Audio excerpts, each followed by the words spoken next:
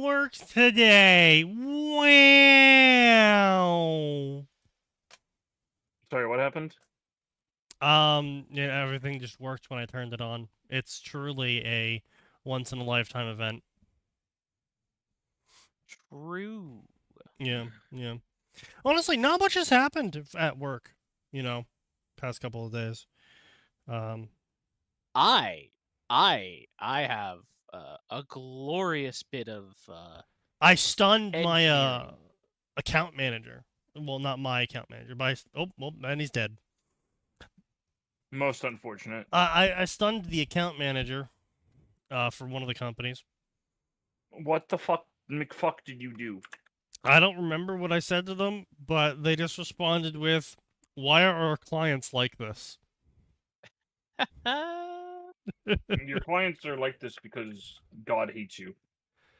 Good morning from Germany. Oh, hello. Yeah, well, good morning to you too, sir. Is it really morning in Germany already? Goddamn. Yes. Let's see, was that GMT 5 hours? Move that to over there. I mean, I guess technically speaking, it is morning in Germany. I mean, if you're really, really early morning, but yeah, it is morning. I mean, it's 1 a.m. That's morning. That is technically. Now, a better question is, why in God's name are you up, sir? But I mean, we all know the answer to that. And the answer is he's working, and he's German, so that means he's doing it for fun. Yeah, exactly. Why? What were you gonna say? No, that's what I was gonna say. Okay. Yeah. all right. Glad we cleared that up. Yeah, yeah. Yep. So anyway, yeah. So what happened to you? So we have some equipment in our showroom, right? Very normal. You keep equipment in the showroom. As one does. There was a particular piece of equipment that engineering insisted must remain on at all times. Little odd, most of the equipment needs to be shut down generally for maintenance. It's a piece of digital equipment. We probably shouldn't leave it on all the time. Sure. Now, normally my the guys who actually work the showroom shut that stuff down on the weekend, because why would we leave this running all weekend when nobody's in the building? Sure. Engineering insisted that it remain on. Engineering said they would provide a backup surge protector. Engineering did not provide a backup surge protector. Amazing. Guess what we just finished having Sunday and Monday? Power surges? Record lightning storms! Yes. So now a $55,000 piece of machinery has been shorted. Is it because we left the machine on? Yes. And then Can we get the man a prize? Okay, so the machine was left on and they didn't provide a surge protector to it, so it broke it. Got it. Yeah. No. Print heads fried, motherboard fried. Very crispy. Well, that sounds like Standard fare. yeah, that sounds pretty standard. Someone probably said, "What's the worst that could happen?" Lo and behold, this is the worst that could happen. Honestly, you should just take it out of the person who said we'll provide the surge protector. And it was requested. Oh, it was requested. Unfortunate. Oh yeah, no. The guys in the showroom were like, "Hey, can we get?" Because let me be clear. Technically speaking, they had a surge protector in that it's the kind of surge protector that you and I use for our computers. Not exactly, stellar lightning proof. Yeah. Like, listen. It will keep your computer safe from the power flickering. Totally. Yes. But not a piece of equipment in a factory. You should never ask what the worst that could happen. Sometimes that's a challenge to Murphy. Well, yeah, of course. And we're doing pretty good. How about you?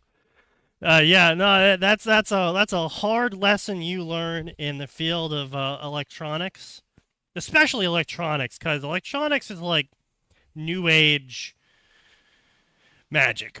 effectively. I mean, we're fucking shooting lightning at a rock to make it think. So, take from that what you will. But yeah, I mean, just asking what's the worst that could happen. The answer is a lot of things. The answer is literally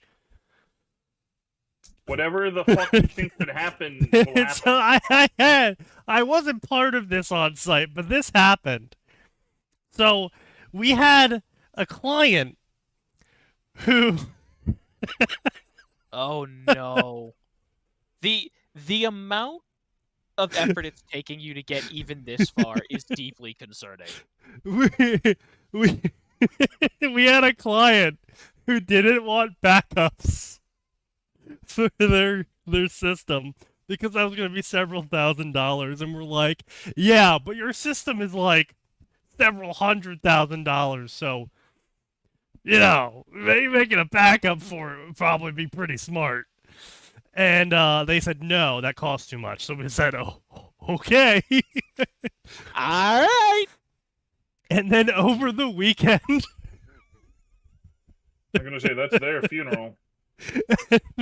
Over the weekend, lightning struck the building, the roof, and it went through the roof and hit the server directly. Of course it did. Sneaky, what I'm hearing is a very angry druid cast Call Lightning in their server room. What ho, bitch, I guess. They come back in, and they're like, are you fucking serious? Hello, I cast fuck everything in this general direction. It didn't cause any fires. It didn't set off any alarms. It didn't damage anything else. It's just a fucking hole in their roof where the lightning came through and hit their server. And druids. I mean, that's impressive, I'll be honest. Never trust druids. They pissed off someone, man. I'm sure they did. And that just leads more credence to the idea of don't fucking ever Was trust there a druid. lightning rod defect? No. A lot of buildings don't have lightning rods. I don't know how it is in Germany, but in the U.S., there's a lot of in buildings Germany, that they don't have just lightning let rods. it hit the building and then pray for the best. Oh, I just thought they strapped small German children to the roof. No, but yeah, in the They US, banned that practice. most buildings don't have lightning rods simply because, generally speaking, it's not needed. Yeah. There's usually a taller metal structure and or tree around. Yeah, that too. Which, I would say, I don't know about this particular industrial park. Like, Well, not only that, also, but it's like warehouses with the metal roofs usually are built. I mean, they're basically living lightning rods. yeah. Other structures usually have like gravel roofs and shit like that. So, at worst, like their gutter will get hit instead. Yeah. Honestly, But, sometimes your gutter catches fire and that just cleans your gutter, and you're like, hey, I saved money. But yeah, Am I no, wrong? on that day Just to be particularly, clear, that was don't do this. Well, yeah, do not set fire to your gutter. Yeah, I mean, unless you have a metal roof. I guess it's fine if you have a metal roof. He is memeing. No. No, if you have a metal... Hang on. No, I was memeing. But if you have a metal roof, it should be fine? Okay, if your house is... If you have metal siding or aluminum siding and your roof is metal, you should be fine?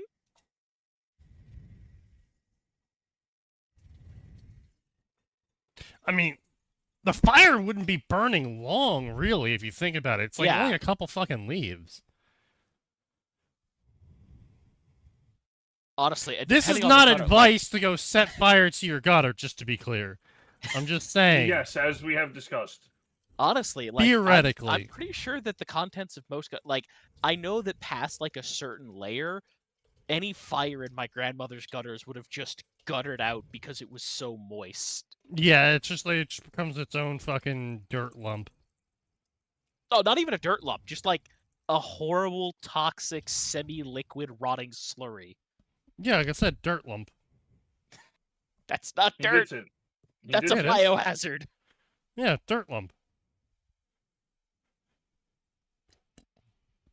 Where do you think dirt comes from? Don't answer that question.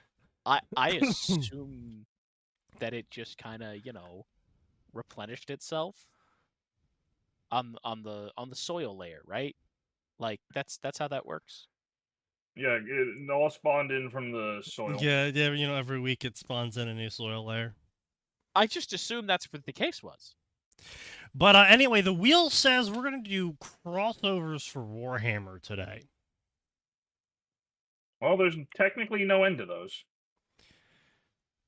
No, there's only approximately 1,000. 2,000. So I there's guess you could definitely say an there's end 40 of those. I guess you could say there's 40,000 of them. I had to read a scenario like that for class. I'm sorry, real quick. I'd like permission to ban him. Crossover Warhammer with Doctor Who. That's a good stupid. question. That's a good question. Is there a Doctor Who Warhammer crossover? I want to be clear. I'm sure such a beast exists. I'm equally certain it's a stupid fucking idea. There's 22 of them. There's 22 too many. Like I said, I was sure they existed. Again, very stupid. Mods, strip his Warhammer paint. No, Sneaky. Better yet, mods, Mm. unthin his paint. Mods, thicken his paint. Thicken it. Thicken it. Thicker. Wait, hang on, Sneaky. I have to get the Marine. The paint marine. Where is he? Nose, do you have him? Ah, yes. I don't have it on me. The Pain Marines. I'll just be leaving this in the chat. Yeah. Yeah, where is it? Oh no, that's not it. That is in fact one that's quite bad, but this is the original bad, the one that Sneaky recalls. Ah, yes, the paint marine. Brother, I feel unclean. Brother, something is wrong. Meanwhile, I'm just gonna go ahead and cry at this man's rubric Marine. The amount of effort this must have taken. Is this going to be the opposite of what we just... Oh. Wait, he hollowed it out? Oh, no, the rubrics are always hollow, but... oh, okay. I'm talking about the gold trim. I mean, that shouldn't have taken more than a day.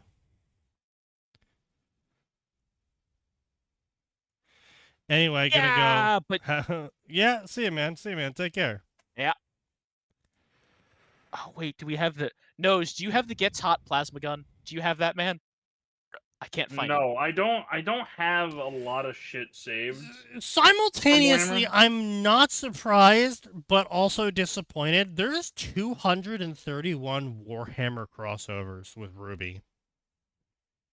I mean, here's the thing. Yeah. It's the kind of situation where you can stick right, you can either stick some Space Marines and a Psyker or two and possibly alter the world, right?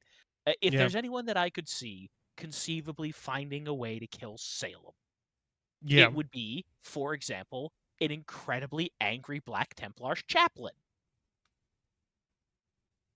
Or the Lamenters, for some reason. Yeah, right, or the Lamenters, or a Psyker, right? I could see one of those finding a way to either kill or render Salem useless. Sure. On the flip side, Ruby is supposed to be a grimdark world. So taking the team of Ruby and putting them in a world that's actually horrible and actually grimdark has some appeal. And in addition, they are powerful enough that you could have them make an individual difference in your story while not having to be concerned about any kind of greater narrative effect unless you so Yeah. choose to escalate in that direction.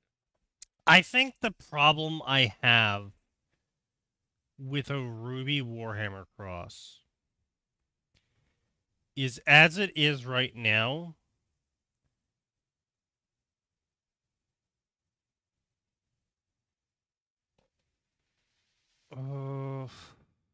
Let's see. Yang would fall to Korn immediately. Blake either Slanesh or Zinch. Weiss would probably get her head blown off.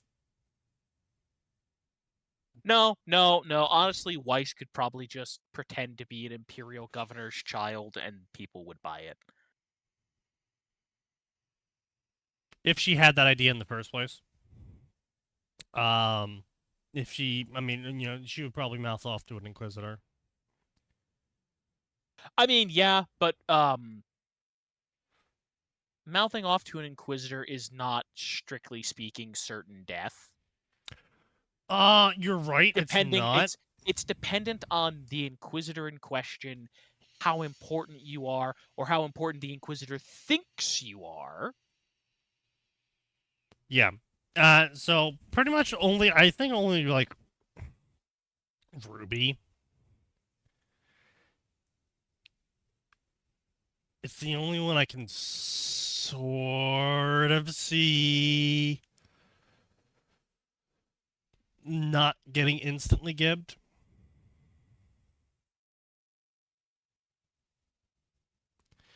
There's one where they fell into the universe, Yang falls into the hands of Dark Eldar, and Blake plans a revolution on an Imperial world. Yeah, see, that's what I'm saying. Like, here's the problem, right? Now listen. If you keep... Okay, hang on.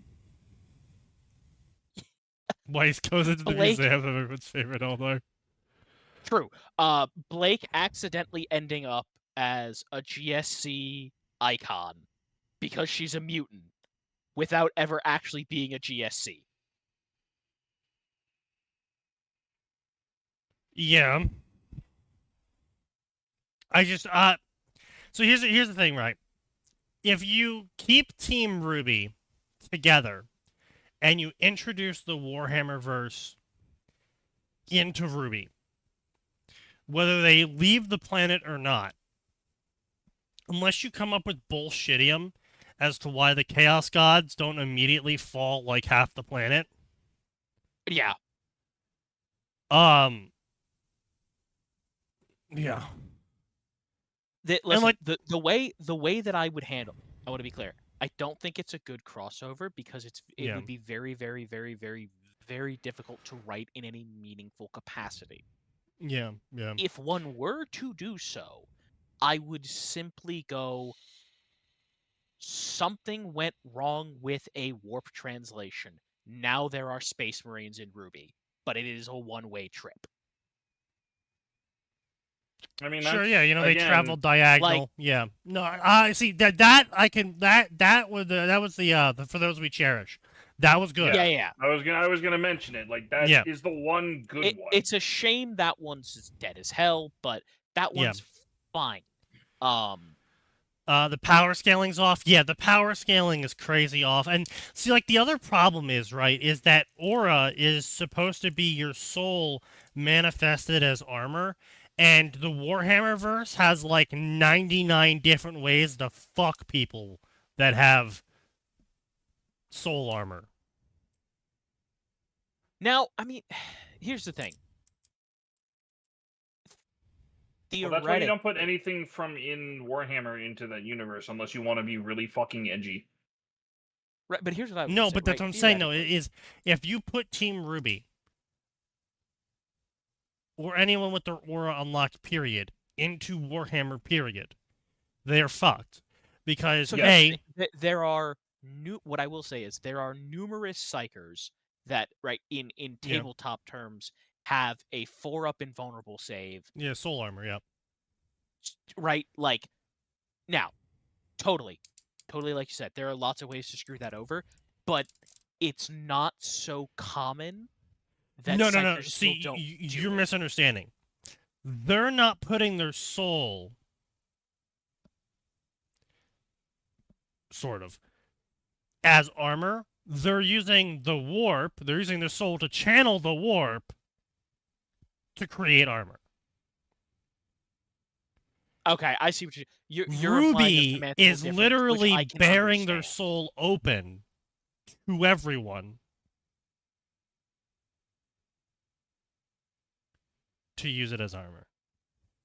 Yeah, It's I see what you're equivalent of saying. like a demon, effectively.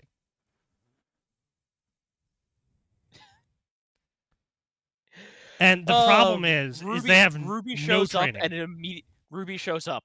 Yeah. Milliseconds later, Celestine shows up and knocks all of them unconscious. Are you fucking stupid? Yeah. See, that's what I'm saying, though, No, right? It's like, just hits them they over the head have repeatedly, just like, what their were you thinking? souls exposed to everyone, and they have no training. And not only that, they also come with the problem of coming from a world in where that's not an issue and actually goes Yeah. against their cultural norms.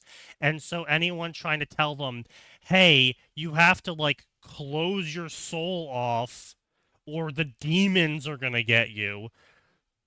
Pretty much all of them, for different reasons, of course, but all of them are going to be like, sure, buddy, okay, yeah, whatever, and then not do that. And then get fucked. Yeah. That's why I said, like, Yang would instantly fall to Korn, not because of her personality. Because of her personality, be clear, but because she would bear her soul open and then would instantly be influenced by the warp. Because, I mean, psychers just passively, like, go insane. Just, like, it's period, like, normal. I was going to say, Yang is not Rogaldorn. She is Yeah. not going to bore Korn to sleep by reciting the fall of the Roman Empire moment by moment. Or the recipe for concrete. That is genuinely, that is my favorite Primarch resisting temptation, because it like it's just like, have you heard of the tale about concrete? Drogo, please don't. I will now recite the recipe for concrete, all the known recipes for concrete in the material realm, starting with ancient Rome, ending in Millennium 41. Concrete and all of its uses throughout every age. The value of the humble caltrop, Millennium 41, a treatise by Rogaldorn. See, it would be funny if someone made a comic of, like, later on, some cornate demon is, like, assaulting the fortress, and they're like, oh, we have to attack that point in the fortress. And they're like, what do you mean? He's like, well, the concrete there's substrate is poor. And everyone's just looking at the fucking cornate demon like, what the fuck?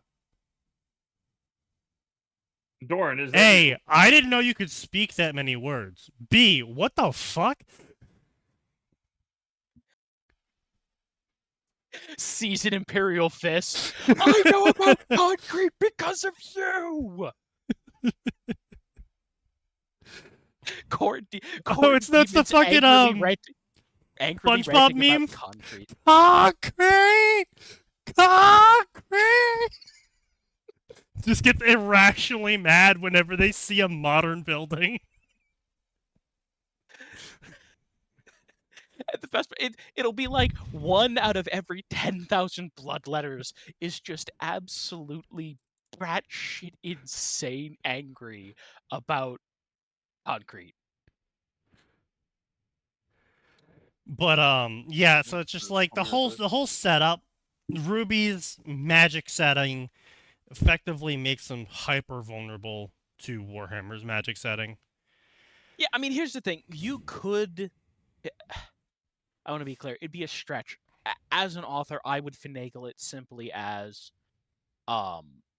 No, that's an author. I Because wouldn't they're write it in so the used first to place. having their souls open, they are unconsciously rejecting outside influence because they're so set in their personality. Like, if I had to make an explanation, I would go with some kind of hand-wavium of that, right? Like, See, that I would I agree would with make it. I you. would.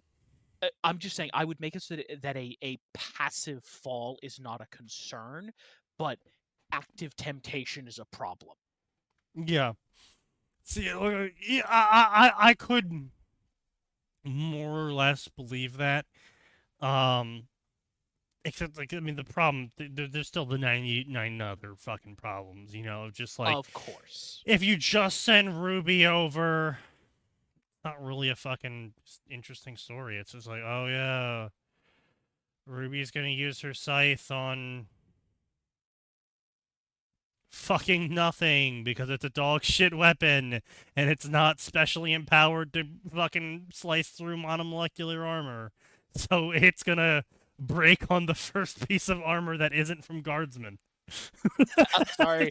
I'm just imagining Yang showing up in front of the Imperial Fists and the Imperial Fists being like, your bolt gauntlets are substandard. Let us improve them.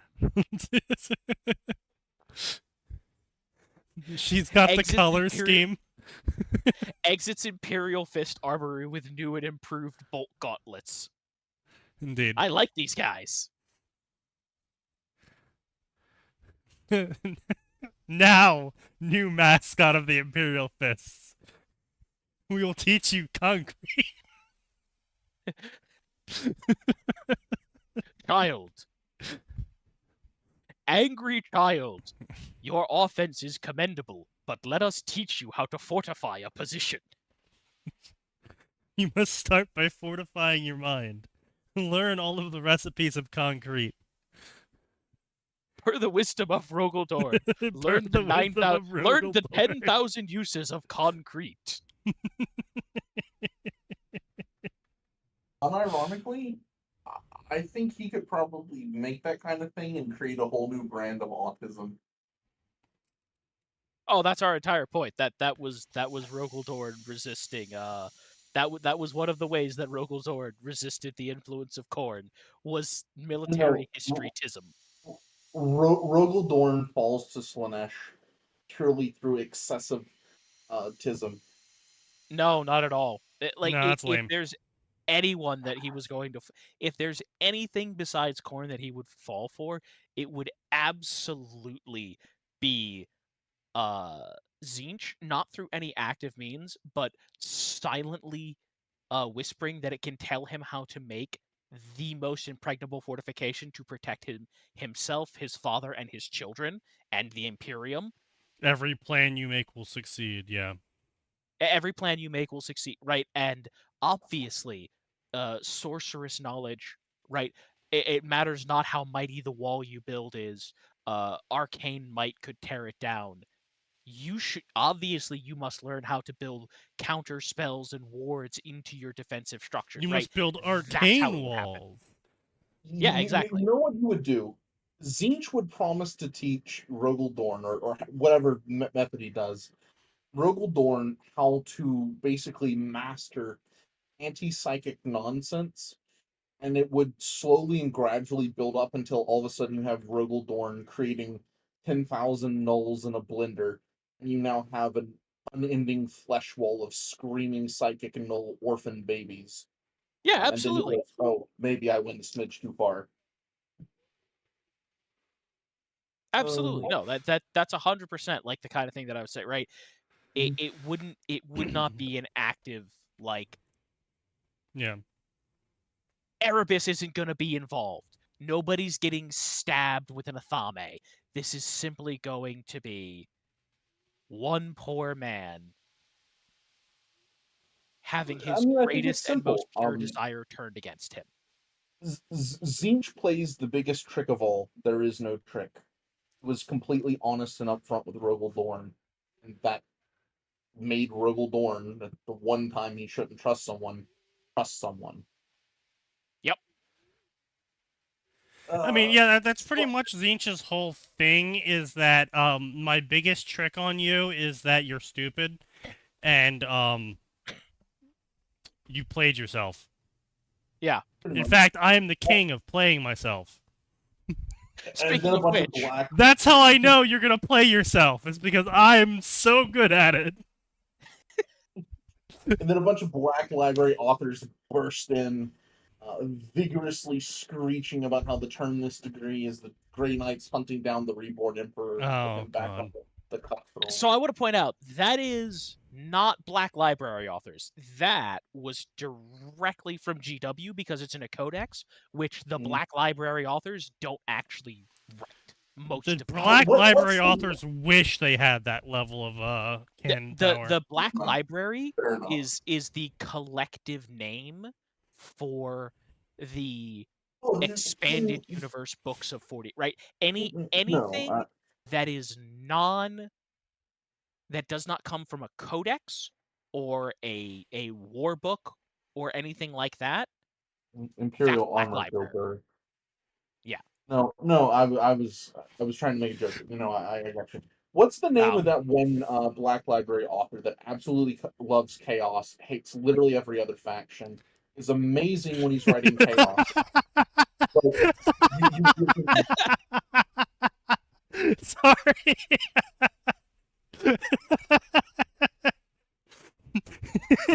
The wheel spoke, Max. I'm sorry. let's think of his paint. No. I remember him very distinctly because he very briefly became quite successful and was well known for writing some absolutely amazing chaos POV stuff. And then the second you give him anything Imperial, the Imperials literally just start murdering and eating babies because they can. You Oh. might be thinking of Aram Dembski Bowden, the guy who did Night Lords. Yeah, probably him. Because I want to be clear, listen, there's a lot of really bad and there's a lot of really mid books in the Warhammer 40k series. Like Gaunt's No, I Ghost is read most pretty of hit or Horus miss. Heresy. I know. Horus I Heresy. know exactly what Like, you mean. there are some parts of the Horus Heresy that go hard. Like, well, listen. the problem is they don't have a unifying lore. Yeah. And what I mean by that is like unlike the Forgotten Realms, where you had R.A. Salvatore basically being like the final arbiter on what's allowed to happen. Yeah, and You have none of that. unlike Lucas, where they're Yeah. like, these people's job is solely to track the lore. Not that they always did a great job, but they did a pretty good job for the most part. Hold on, I am cursing everyone with the worst curse possible.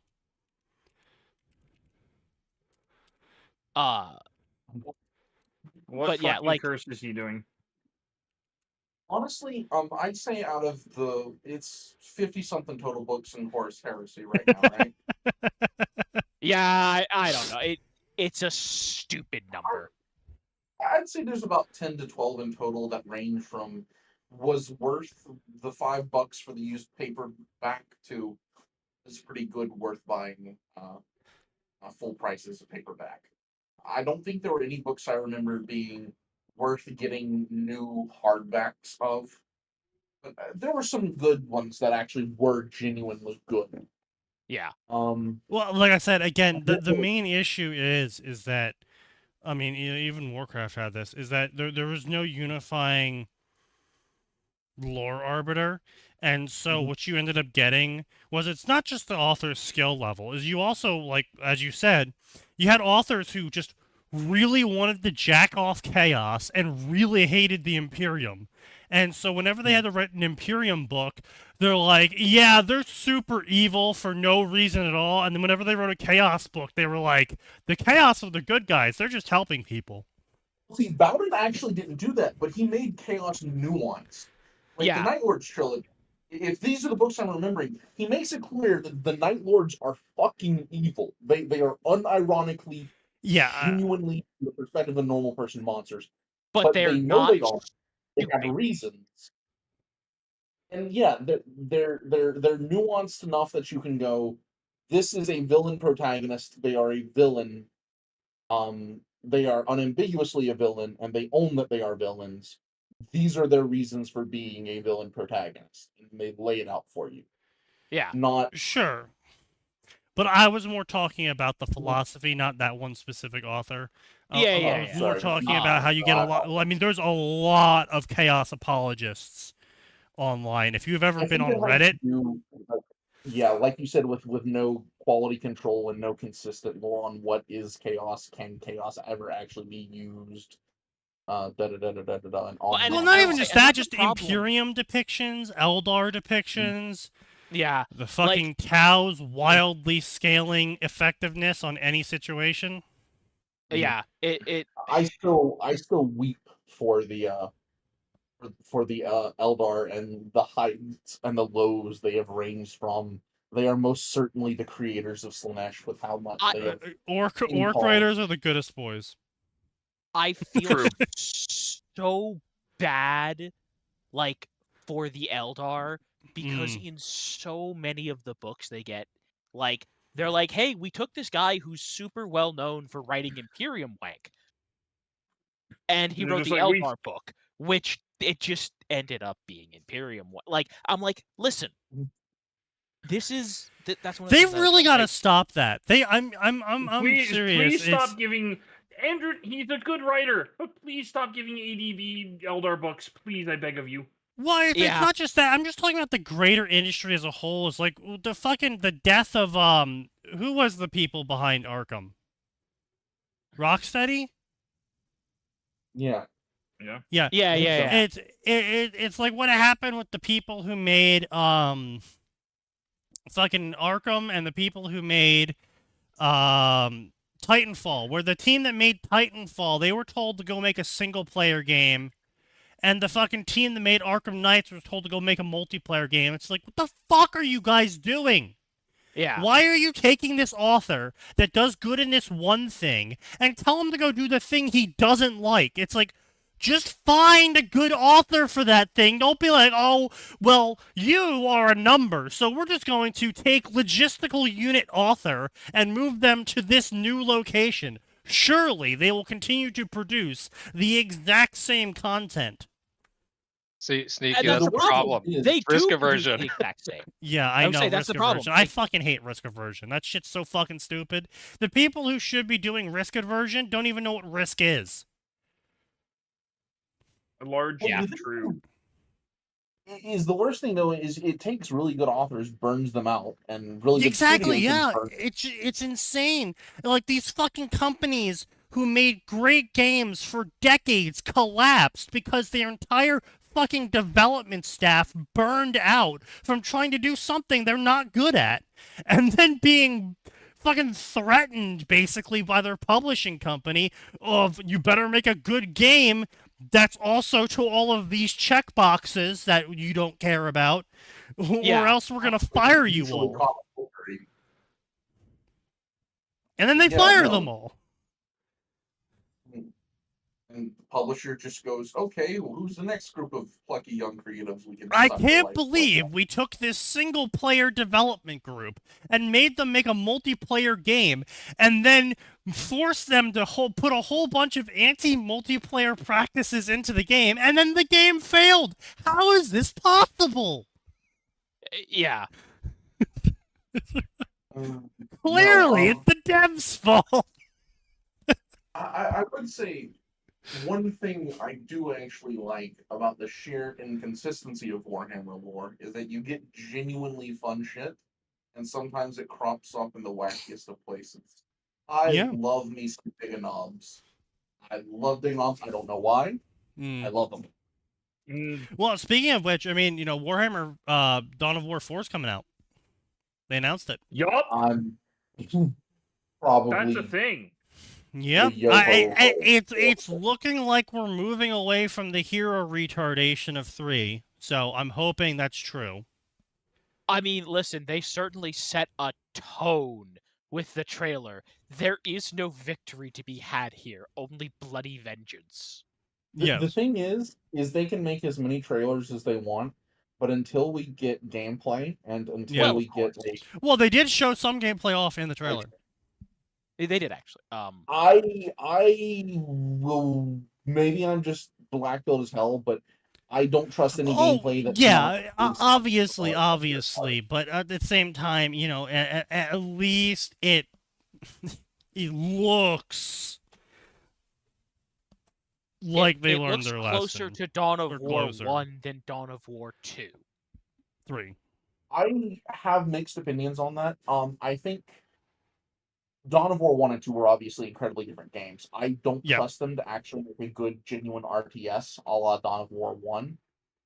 Especially because even if they Which do, I just think is wild. I feel like Warhammer is like the game for massed infantry.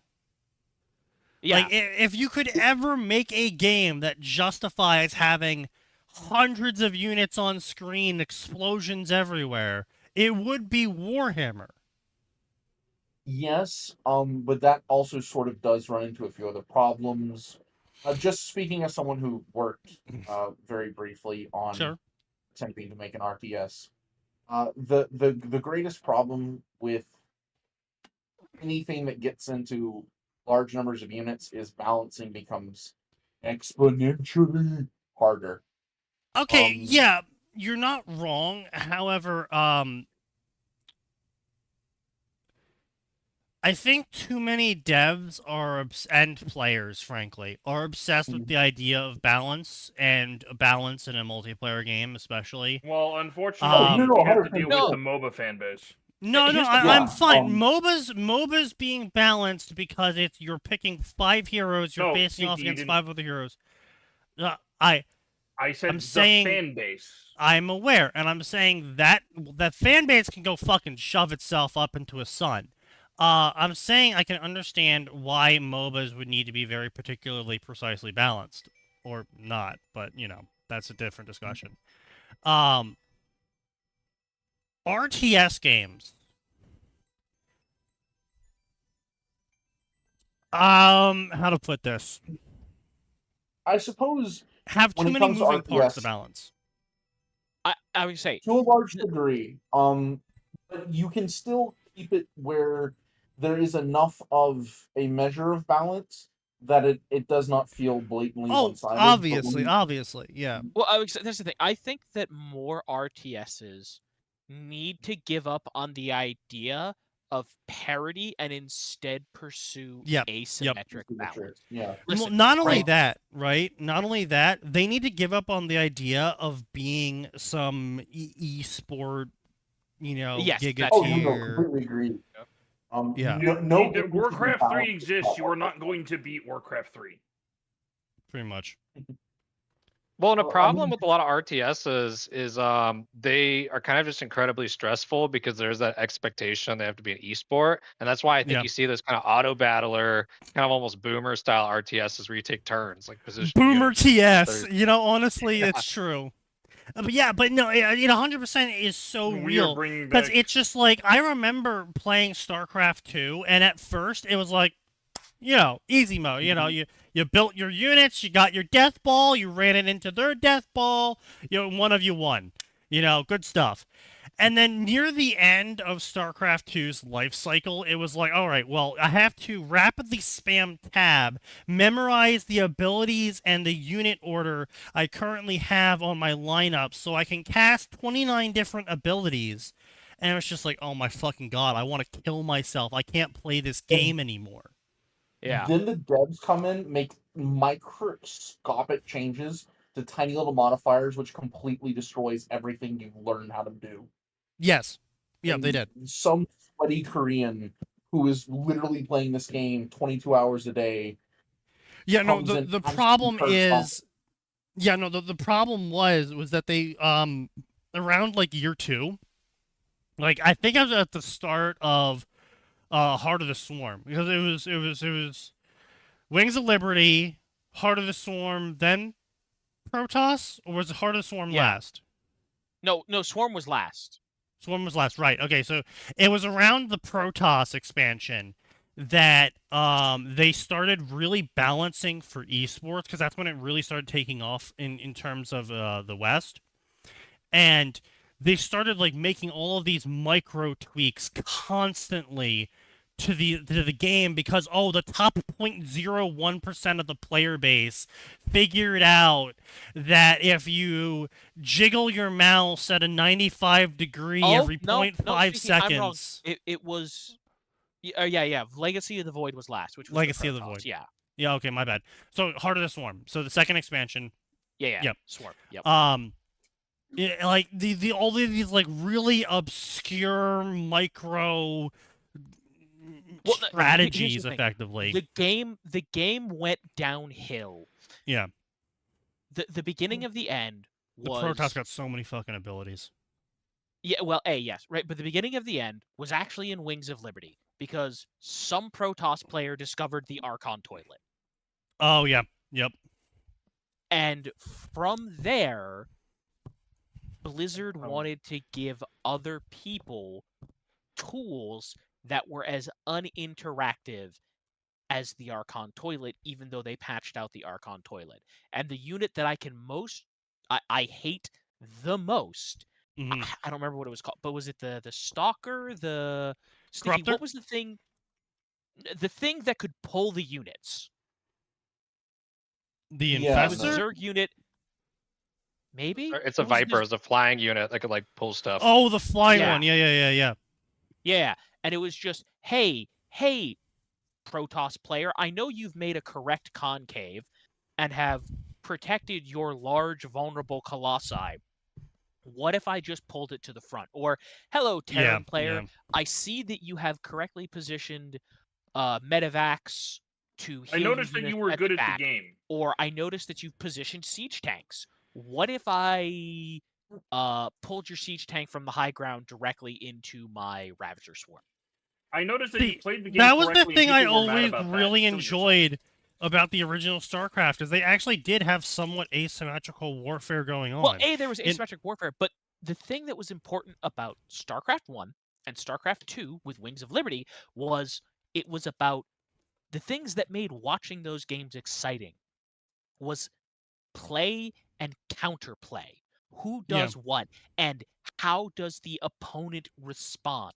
Once you had things like the Archon toilet and the Viper, the opponent can't do anything. And Yeah. Yeah, the there's Infestor. now. I was just gonna say the Infestor was kind of a halfway point from that, Yeah. but that wasn't a unit that applied a crowd control effect. It wasn't stopping. It wasn't ruining the other guy's positioning. It was simply applying a crowd control effect. It was applying a stun. And how did you play around that stun? Sorry, go ahead, Alpha. Yeah. No, it's very simple. What you're saying is the game was decided in the first 30 seconds whether you guessed correctly what your Right. opponent was going to do. If you get right, you win. You just win. There's nothing they can do.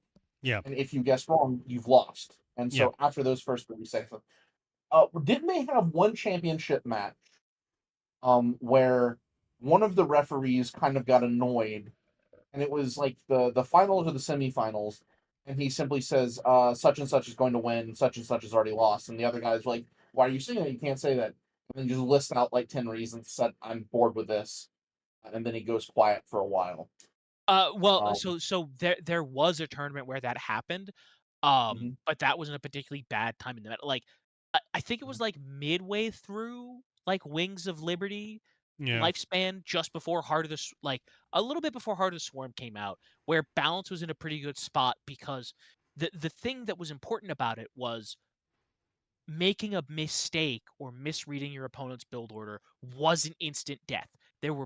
You had the ability to pivot or try something, right? There were ways you could come back into the game so that it wasn't that immediate defeat. And that's what made it interesting, right? Oh, this guy was doing a Colossi, or this guy was doing an Immortal Rush as Protoss, but the Terran player just happened to be going Stim Marines, which is a problem for that. Okay, but the guy has the tech to go build resources. Colossi. So now, now the Terran player needs to go build Vikings to try and deal with the Colossi, and then from there the other guy has to build Void Rays to try to deal with the Viking. Like, Yeah, the there's a set original. of moves. Yeah, the original. It was more like chess originally, and then it turned into just like fucking Yu-Gi-Oh anime style of, oh, well, you see, because I placed this one unit at minute 30 seconds in this one location, therefore I win because you didn't correctly predict that I was going to spin around on my foot and shit on the keyboard, causing Yeah, I would say my resources to triple. It became what Alvor was talking about, Yeah. where you have predicted incorrectly, therefore I have won the video game. And, Yeah, so it I was say definitely terrible. I say this as someone who was not necessarily very good at it. I enjoyed it. I usually played a lot of either 1v1 or 2v2. Just remember, I stopped playing multiplayer when I had one really long streak. I think it was like 5 or 6 games in one afternoon where Well, I was losing every single time, and I did not understand why I was losing, and my partner didn't understand why they were losing. yeah. And it was at the end of like the last game, 5th or 6th game or whatever, where one of my opponents, instead of just going "lol, Lamau, you absolute effing," on and Noob, on and whatever. Yeah. on, actually sat down and explained to me, "This is what happened. This is why we won. This is why you lost." And I said, "Well, wait, no, I did this and this in the first one." And he said, "Oh yeah, no. That instantly cost you the game. There was nothing you could have done." Da da da da da da. Yeah. Someone I was was just like- actually nice to you and told you how to, play the game. Oh, I literally got the #1 Zerg player in North America in one of my ranking matches one of the times, and he was just like, "Hey, so I see you're unranked." I'm like, "Yeah." He's like, "Yeah, so I'm the #1 Zerg player in North America. You can look me up." I'm like, "Okay," and I did, and he's right. So I was And you're like, "Oh, why are you here? So he's like, "Yeah, you've already lost, but you like playing Terran, right?" I'm like, "Yeah, kind of right now." He's like, "Well, I'm going to explain to you why you should play Zerg." And so he just proceeded to spend like 30 minutes teaching me how to play the game, and I thought that was really cool.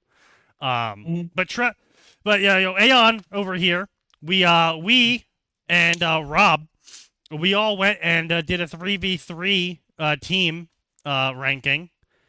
And we beat the number 2 team in North America. They were up Accidentally. there. Yeah. I remember we were like power freaking of out. We were like, "Oh idiocy. shit!" Yeah, we did triple rush strat where I went 6 pool Zerglings. We had a 8 pool Marine, and then followed by Rob's 6 Zealots, 4 warp 6 Zealots, or whatever the fuck it was called. Yeah. The 4-gate. What was it? A 4-gate rush or 6-gate rush? 4-gate rush. Oh, okay, 4-gate rush. Yeah. Okay, that makes sense. And basically, it was staggered so that at 5 minutes I was hitting them, at 10 minutes Aeon was hitting them, and at 15 minutes Rob was hitting them. And they basically weren't able to recover their economies, and they lost. And we were just like, "Holy shit, yeah, we won! I can't believe that worked!" And then we looked at the enemy team and we're like, "That was the #2 team in North America! Oh my god!" Yeah, no, it's like in chess where an absolute amateur just goes, "Hey, let's see what happens." And mates then we correct placed in like the top of the diamond, which back in the day, diamond was as high as you could get through auto placement, and you had to actually win matches to get up into master and grandmaster. We placed at the highest possible position in diamond, and then proceeded to lose like 10, 15 games straight, and we're like, "Oh, guys, we might suck." See, I actually Maybe we managed should to just get stop to playing. gold for a while, but I never even got into diamond. I don't think. Well, it's just like, Oh, I certainly never did. it's not fun, honestly. What's what it was at the end of the day is we were going in as a team ranked to have fun, and we thought we were gonna play against people who were gonna be, somewhere near our skill level, and then we accidentally our way into the highest skill level possible, and got our shit rocked just every single game, and we were just like, "This isn't fun." It's serious business.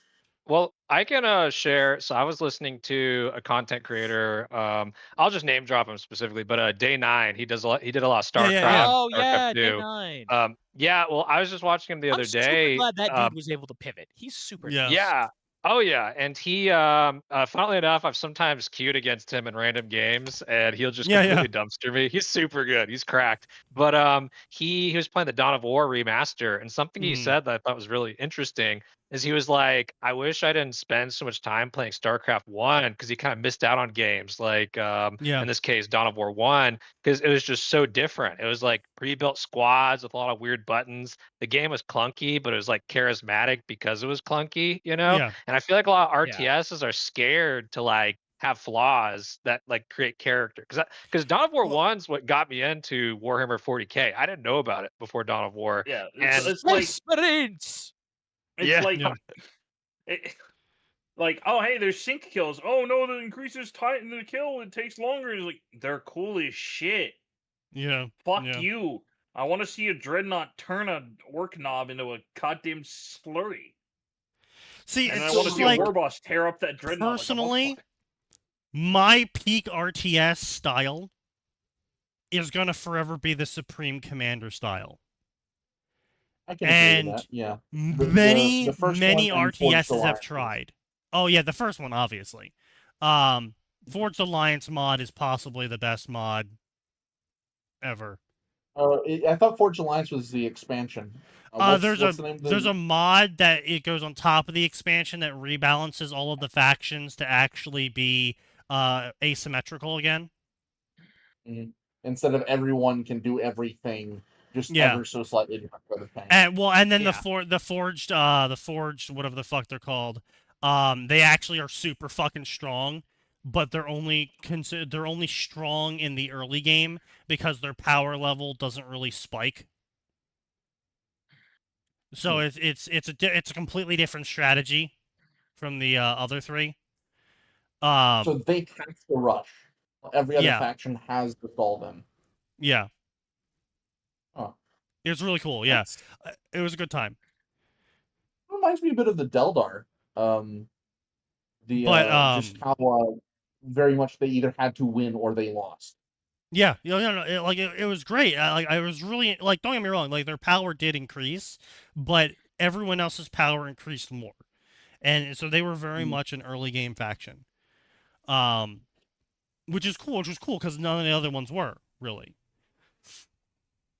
Yeah, no, you could kind of sort of do the ghetto gunship builds with the the UEF and the Cybrans, and the Cybrans had their heavy assault bot spam Yeah, because you could hotkey have them repair each other, which you could use to sort of Yeah. cheese your way through. Did the Illuminate have a rush build? I didn't play them very much. the Illuminate, I believe they had their stealth bombers or something. No one really played Illuminate. Bomber. But no, like I think that's the peak. Is they were asymmetrical. They all had their strengths. You shat out units. It wasn't just, oh, my 20 unit ball. It's like, nope, my 300 unit ball, go. And then the fucking big stumpy monster comes along and death beams them all in one go, and then your nuclear strike hits it. It's like, And yeah, some super suffrages in the background, and now there's 50 bombers, and someone brought in a giant donut of death. That yeah, what I remember that. I hated that build so much. I lost a match to a guy on like Xbox Live because he built two of those. And he crashed one into my commander, which detonated the whole base, and then he crashed the other one into my power generators, which cooked off all of my generators. yeah, like, because what?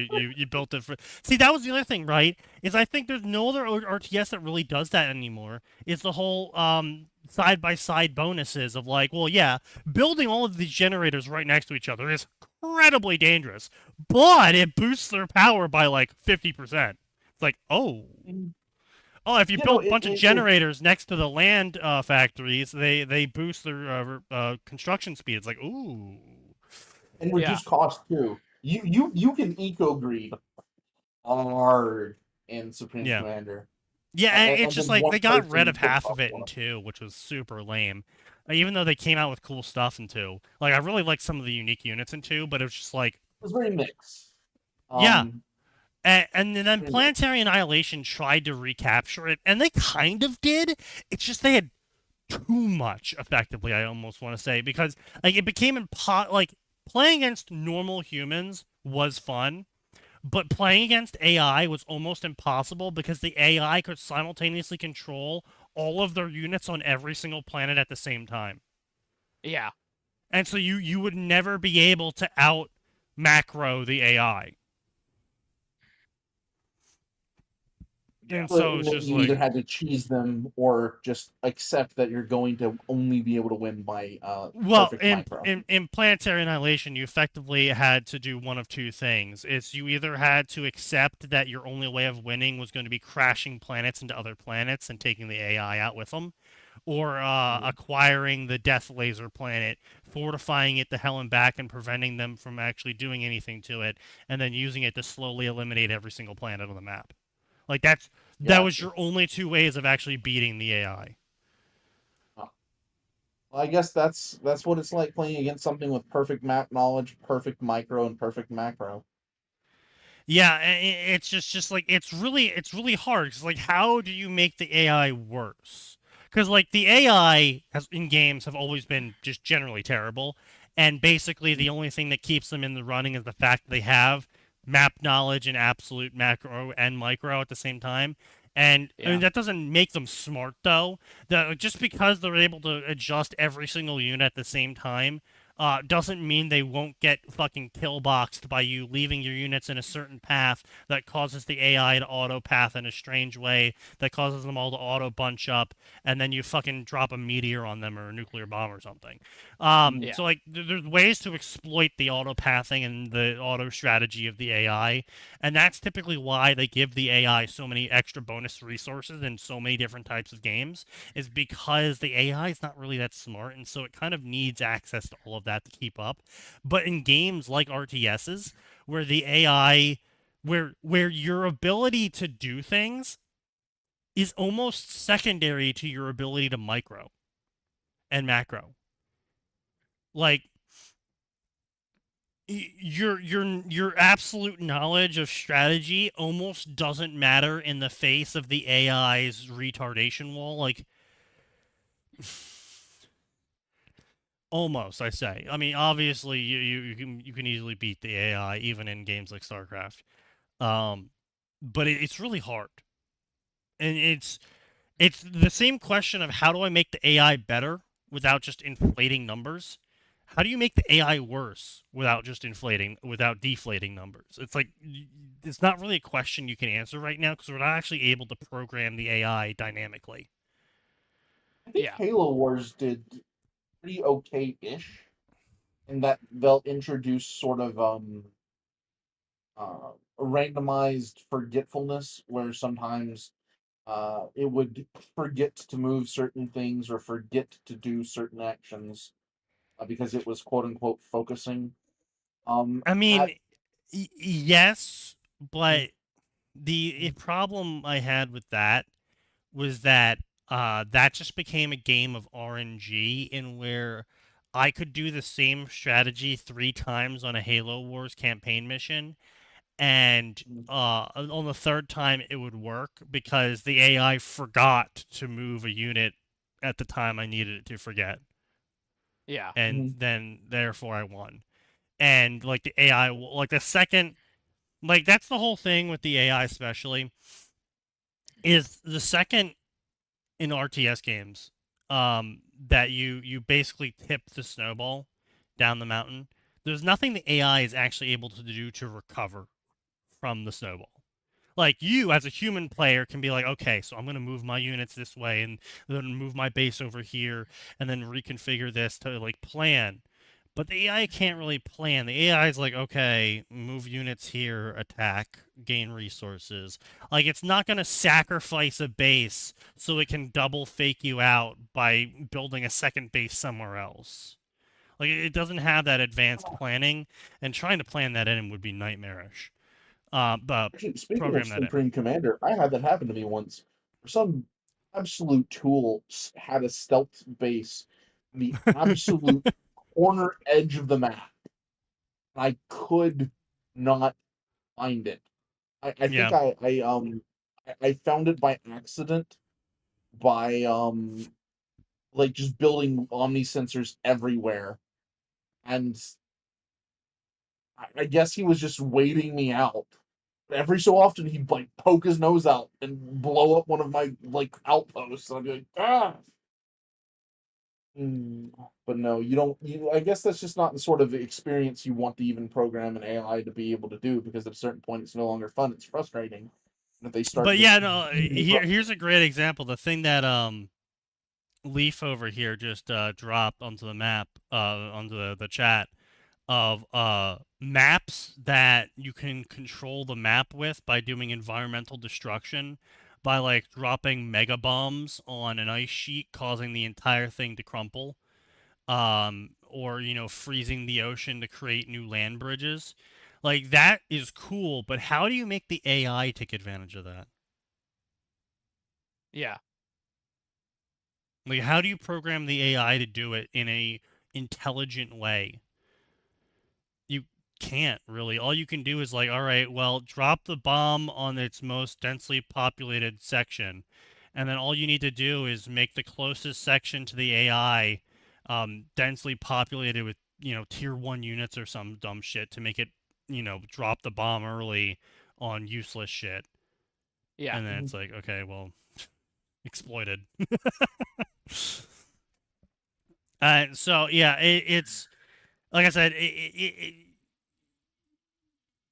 Supreme Commander 1 kind of really hit that niche of just advanced enough that the AI can take control of it, not too advanced that you got overwhelmed by the AIs having perfect micro and macro. But also at the same time, it's fun to play with your friends. The level of physics in it was just enough as well that you could do shit like run your mothership into the nuclear bomb to prevent the nuclear missile from actually hitting your base because all of your units have collision physics. That was great. That there was a couple times stuff like that got me. Yeah, so it's I think a I mixed bag. recall. Trying to recapture it, we're past that era, but at the same time, it was good times. But at the same time, people are trying to come out with RTSs again now, and they're kind of all just they don't I know what think to I do. recall a guy who managed to kill one of my fleets by building tier 1 naval shipyards right where the fleets were. And I forget how he did it, but he built them so fast that by the time the ships rotated their guns to shoot them, the thing was built. So when it exploded, it damaged the ships. I think he just had that like hotkeyed or something, because he just kept building them on top of my ships. Like, just wouldn't move because the pathing freaked out or something. I remember him using tier 1 shipyards to take out a whole ass fleet of tier 3 battleships. That stung my pride a little bit. Your point, But no. Sneaky. I feel like it's a multi-pronged issue. Like, I mean, correct me if I'm wrong, but a lot of the programmers from, say, like back in the day, say like even like the 1990s, they would almost be people that'd be making like traditional software, like something in cybersecurity or something for like a bank. They just happen to be working at a game dev studio. But now we have all these, like, I'm gonna just call them like remedials, even if that's like an insulting term, like script kids that are trying to design these games, having to use hacky like solutions.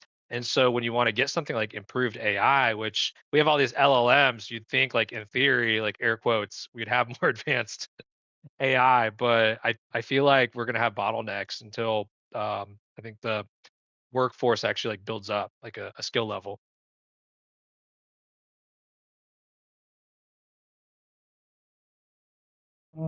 I mean, the No. main issue is that I don't think we're ever going to have AI that works as like another player, unless it's being fed competitive player info, which they did try doing that. They did try doing that. But unless it's being fed competitive player info, and even then, it's not going to make use of everything properly. And even then, people are going to complain about it because they're just like, why the fuck is this cheese not working? Well, I think the problem is that if you feed AI competitive players info, and I'll play like really good competitive players or really bad competitive players, one or the other, and now all of a sudden every single match is a match against sweats. Every single match is a match against something that, if it makes a mistake, it's a forced mistake, and all of a sudden you're not earning your victories. They're basically being Exactly. handed to you. So it makes the Skinner box less fun. It makes the bright lights equally as flashy, but no longer as shiny. So AI is a solution to difficulty. I think, like Sneaky said, I think if you coded an AI to play a game, you would have to code it for multiple different difficulty levels. You would have to try to figure out how to either hide mistakes as being forced, or develop some trick to actually creating organic mistakes, which would be, in and of itself, probably revolutionary. So hey, maybe in 6 months, some tiny studio is going to come out and be like, "Oh yeah, by the way, a patent that was filed 20 years ago finally expires, and now we can use this one trick that lets us actually create revolutionary AI." That happens sometimes, but I don't really think it'll be coming. And like Sneaky said earlier, RTSs are a million and one moving parts. At least the good ones are. And so you have to figure out a computer system that either doesn't just optimize away the fun, um, or isn't so overwhelmed by the components that it just has to set aside whole aspects of the game. Like in terms of 4X, look at CK3 as a strict downgrade from CK2, where the AI doesn't actually engage with most of the systems. It just does an RNG ticker in the background, and when that ticker hits the right number, it has an event happen without the AI necessarily actually doing anything. Yeah. And so that's more of creating the illusion of AI than actually designing an AI. I don't necessarily blame Paradox. The idea of having to create several thousand competing and cooperating players all at once simultaneously is daunting. But it's still not a solution to the problem, and then you still run into the issue of, oh hey, look, we introduced a new feature, the AI, and none of the other features will ever interact with it because it's tucked away in a $15 DLC. And if we ever have features from different DLCs interact with each other, not only will that cause exponential bugs in an already buggy game, but it might just brick the game for anyone without all the required DLCs. Yeah. So I think, to circle back to Sneaky's point, we don't have the same environment, we don't have the same passion, too much risk aversion of the wrong kind, like with the books. And then the problem itself is genuinely difficult. And I think if there ever comes a solution, it's going to be a genuine solution from outside of the mainstream thinking on the topic. And it's going to be something that in hindsight was probably very simple and obvious, but no one thought about it because it just is only obvious and simple in hindsight. So, Well, I mean, the main issue there is that it's not going to be simple and obvious. Because like the best you can really do, again, Supreme Commander did this, and pretty much no one else did it right. Supreme Commander had the AI flavors, where like this AI will prefer to build defensive buildings 2/3 of the time instead of 1/3 of the time, or this AI will prefer to build aggressively, so it's going to build yeah, less TNT defenses did and something more, similar. tier 1 units, right? And this one's going to rush you, this one's going to hold back. And that's as close as we can really get without having an actual intelligence behind it. I mean, we'll get better flavors of it, I'm sure, over time. But again, you can't program every moving part calculation because But it's a scale issue. Yeah, If you did, now it's a the pure AI scale issue, you know, especially in games like fucking Warhammer, Total Warhammer, and Total War in general games, Paradox games, where the AI is just like you gotta keep track of so many different things, and player number 19 moved his unit to here, and player 20 moved his unit over here. So the normal person would be like, all right, well, I'm going to keep my unit in the village to defend it from whoever attacks me next turn. The AI will be like, closest army, attack it, and then they lose the village. So Yeah, and I guess that's why they carve out whole systems to try and give the AI less things to worry about, but that doesn't exactly. help. That makes it worse.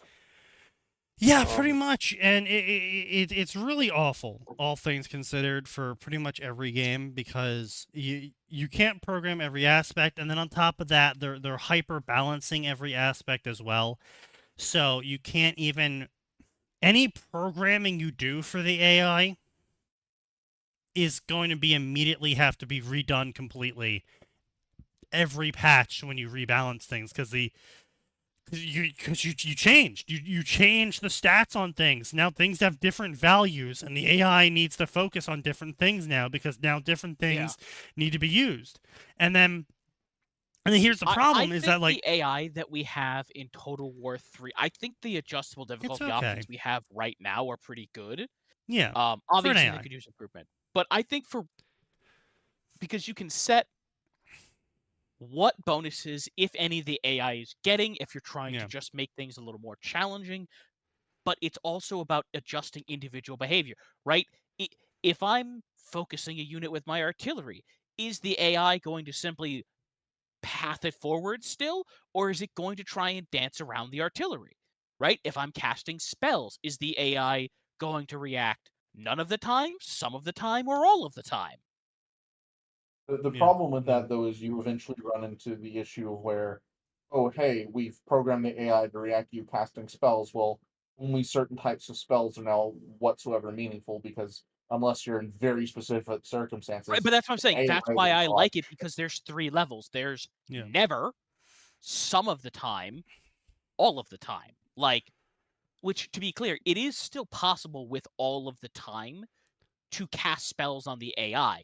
You just have to put them in a position where it's either more advantageous to eat the spell, or that you can then, like an actual strategy game, force them into a position that is bad because, well, I have to back this unit up, because if I don't, I get hit by the bombardment.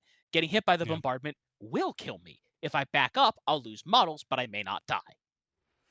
And then there's a situation where you make a staunch line of spears and go, here, take this spell, and the AI that's goes, the problem. Is that that's the problem, is then you get into the aspects where the AI because breaks. of its micro macro control, it can dodge all of your spells simultaneously and dodge all of your artillery simultaneously, while also positioning their units and spells in a perfect way to hit as many units of yours as possible, and you can't dodge them because you're busy moving your spell marker over his armies.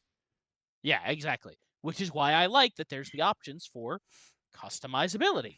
Yeah, no, certainly, and I think that's going to be the end goal. No. Yeah, I honestly, I think a owl, was it, what are they called? The people who made the Pathfinder game, Owl something. Owlcat. Owlcat. I think the Owlcat and the slowly getting their Total War scaling slider way of setting up AI, I think that's going to be the next development for standardization for AI difficulties, if it ever gets adopted. Because the hyper autistic AI tweaking is like, you're never going to make a perfect AI, and so the best you can do really is make a pretty good AI that you can let the players decide what they want to get fucked by effectively. Yeah. Like, I don't, right, in my Owlcat game, I don't want to lose to, right, I'm just making something, right? I don't want to lose to the Greater Demon of Rage because it had plus 70 to all of its stats. I want to lose because, oops, I forgot to bring Dispel Magic today. See, that's the thing is, in Outcat in particular, you can do everything perfectly, but oh wow, you just rolled 8 1s in a row. Oh, guess what? It sucks to suck. Reload a Yeah. previous Sure, save. but that's I get both of your RPG. points. Like, that's an RPG, right? That is what happens in an RPG, right? If I'm playing the actual game of Pathfinder, I can lose. If you're playing is an actual game of Pathfinder and I throw 9 or 10 enemies that are several levels higher than you, each of which uses its full stack of resources while explicitly ignoring their own safety to pursue optimal targets, you would I mean, at that lynch point, me by you can cast an additional spell. It's called Punch the DM in the Mouth. But hang on a minute. pretty much. Those are two different things. What I you cast just said IRL was different fist. from what you said before, which is you rolled 8 1s in a row and now you lose, right? Because if I'm right, if my DM has crafted a level appropriate encounter, That's and fair. I get your point. my dice just brick, right? And the dice just brick, that happens. That randomness Last is session was part weird. of what makes I'll it be honest, just with enjoyable. our group. Yeah, no. I agree with your point. You were right. No, I really need to separate a few things out. With that Because to be clear, specific your second argument. point is also quite valid. No, I've been trying to actually finish Wrath of the Righteous. I finished Kingmaker. I don't like either game. I'm trying to finish it because I spent like $20 on it, $30 on it. In case anyone And was wondering why we're desperately not talking about the Warhammer fanfiction before us, I'm just going to link the picture of the Warhammer fanfiction before us. I thought we were just having a nice time talking about, you know, anything I but know fanfiction. it has been an hour and a half, and I normally would have reined us in an hour ago, but behold. Yeah, no, there's a specific reason.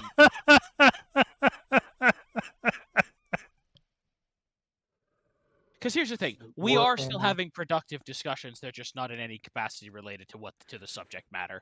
Okay. Yeah, To circle that, it's just around the fan fiction, then Yeah. I will say that there is way too much. This is my fanfic of my game. Also, everything is the same except for this 1%.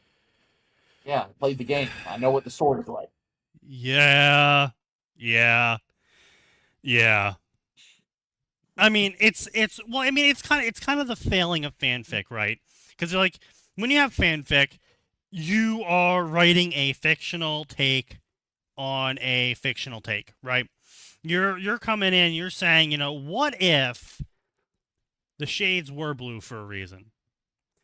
And it's because Zinch was in them. But seriously, Zinch was your poorly hung wall curtains all along. Yeah, he was actually slowly at a 0.1 micrometer a day tilting the painting. Yes, it has been actually getting worse the past 10 years. It's not you going crazy. I knew it. Also, this paranoia will inspire you to buy a guard dog who will one day bite a mailman who will not finish his route, leading to the failure of the delivery of a letter to another man, which will result in him finding out that his wife is having an affair, which causes him to attack her lover, who just happened to be the manservant of Castellan of the planet, who is now hires a cultist, which leads to the entire planet collapsing into a black hole. Yep. And see, this is actually really average important to the Zinch Eldar plot. because it prevents a planet. It prevents a craft world from falling, which means this is all Eldred's fault. Yeah, true.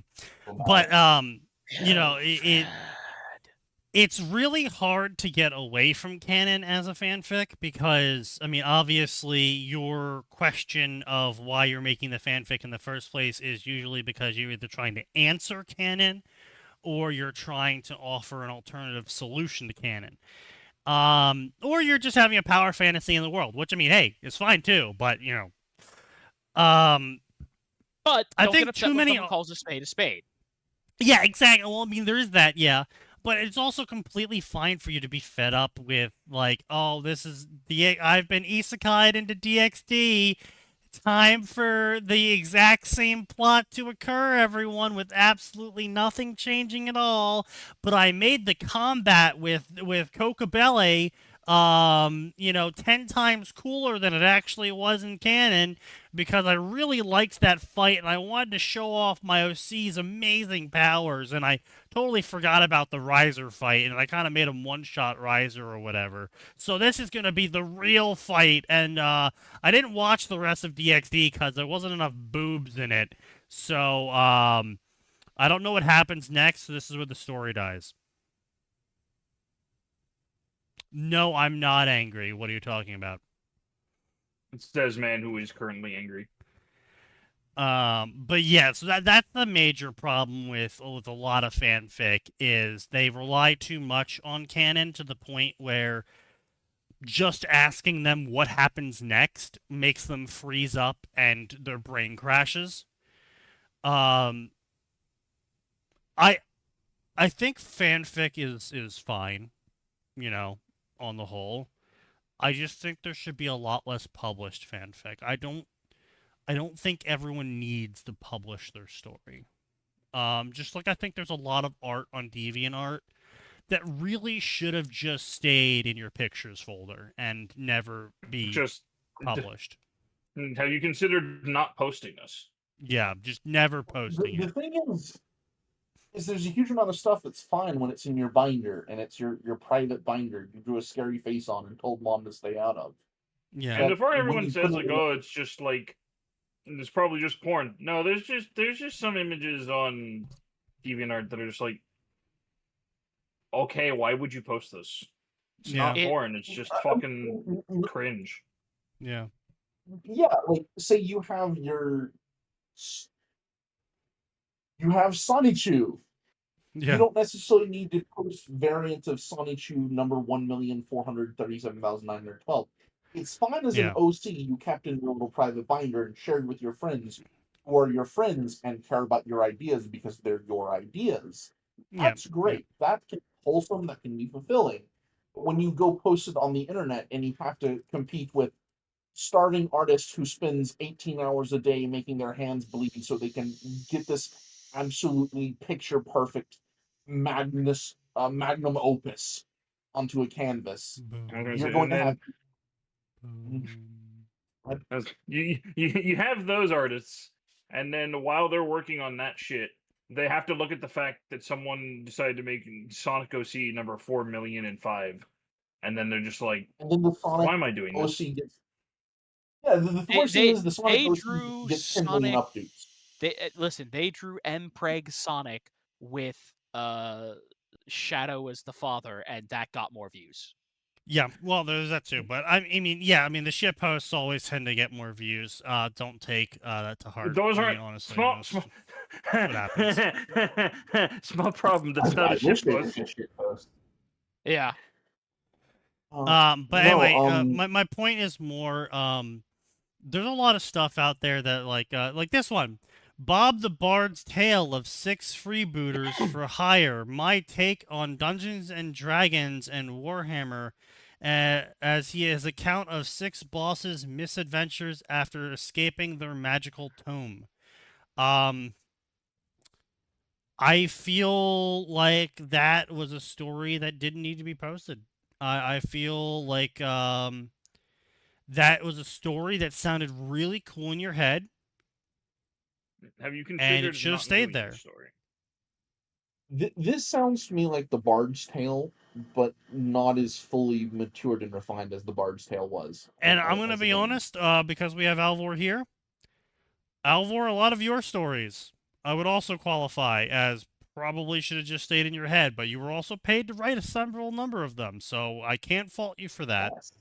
But I will say it probably should have stayed in the commissioner's head then, and should have never been spoken No, aloud. I'm fine with that. I will say this: every story I've posted, I enjoyed when I posted it. I wouldn't post something I didn't enjoy. Well, But yeah, you- I've written some very niche stuff. You've never the game we played yourself. So we've had a couple of popular authors on the podcast in the past. You know, Mothballs. I've talked with Ryugi. I've talked to some other popular authors in the past as well. But it's just all of them have said the same thing to me, is that they regret the story they got popular by, because they're looking back on it now and they're like, wow, I hate almost everything about this story. And it's not because they got popular. It's not because of the popularity that they're looking back on saying that they hate it. They're looking back on it going, like, this was just so terrible. I did the plot so poorly. The characterization is awful.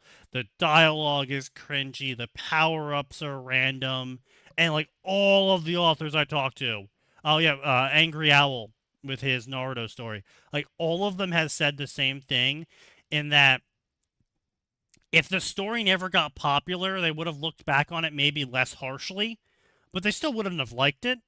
But now that it's the thing they're known for, and they're looking back on it, they're like, "Oh my god, I can't believe I got popular on this. This is terrible. This is," and in some of their cases, this has ruined my ability to write in the future, because now everyone knows me as the simple shop owner guy, and they're all expecting me to write another simple shop owner story, but I want to write something better than that. But all I'll get is now people saying really stupid shit.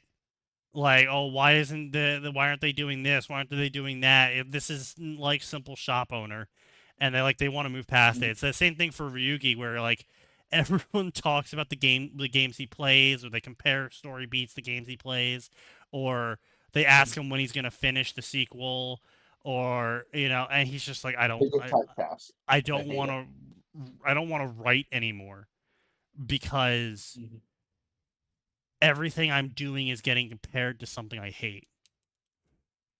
And it's like, I will damn. say I will probably never have that issue, because I will probably never be successful. You never know, I've man. had You to make never peace know. with that. You never I mean, know. you do a lot of niche stuff, so you're probably right, but you never know. See, I mean, here's the I'm thing. much. Go ahead. I think that that's an issue with framing success, right? You are, as of this moment, being paid to write somebody's make-believe story. I Sure. would argue that's highly successful. I'm Yeah. working on my last commission at the moment. Yes, actually, I start my new job on Tuesday. I I'm taking a feel break and part of it. I feel like the qualification for success when it comes to commission work is that you're not burning yourself out on a hobby you enjoyed, but you're also making enough money from the commissions that you feel like it's worth the time you're spending on them. Because there's some commissions out there that you're just like, I hate this, but I need the money. And it's like, all right, fair enough. The money is greater than your hatred for the commission. But if you take too many of those, yeah, I mean, if you take too many of them, you burn yourself out real quick, and then you don't enjoy the hobby anymore. I think I had one that was a Yu-Gi-Oh! Fate crossover. And Ooh. I was discussing it, and I was speaking with my co-author, and we came up with like this basically wholesome, what if we do funny card game and waiver and mage and happy, and then the client was like, I want to go full edge, and I was like, no, Yeah. I can't. Yeah. I couldn't take it seriously.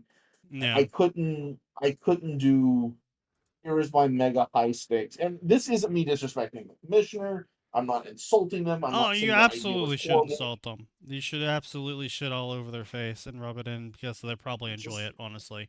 But no, there's a lot of stupid people out there. There's a lot of really, really stupid people out there.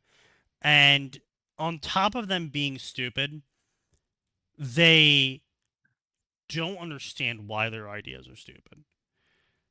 And they also don't understand why good ideas are good.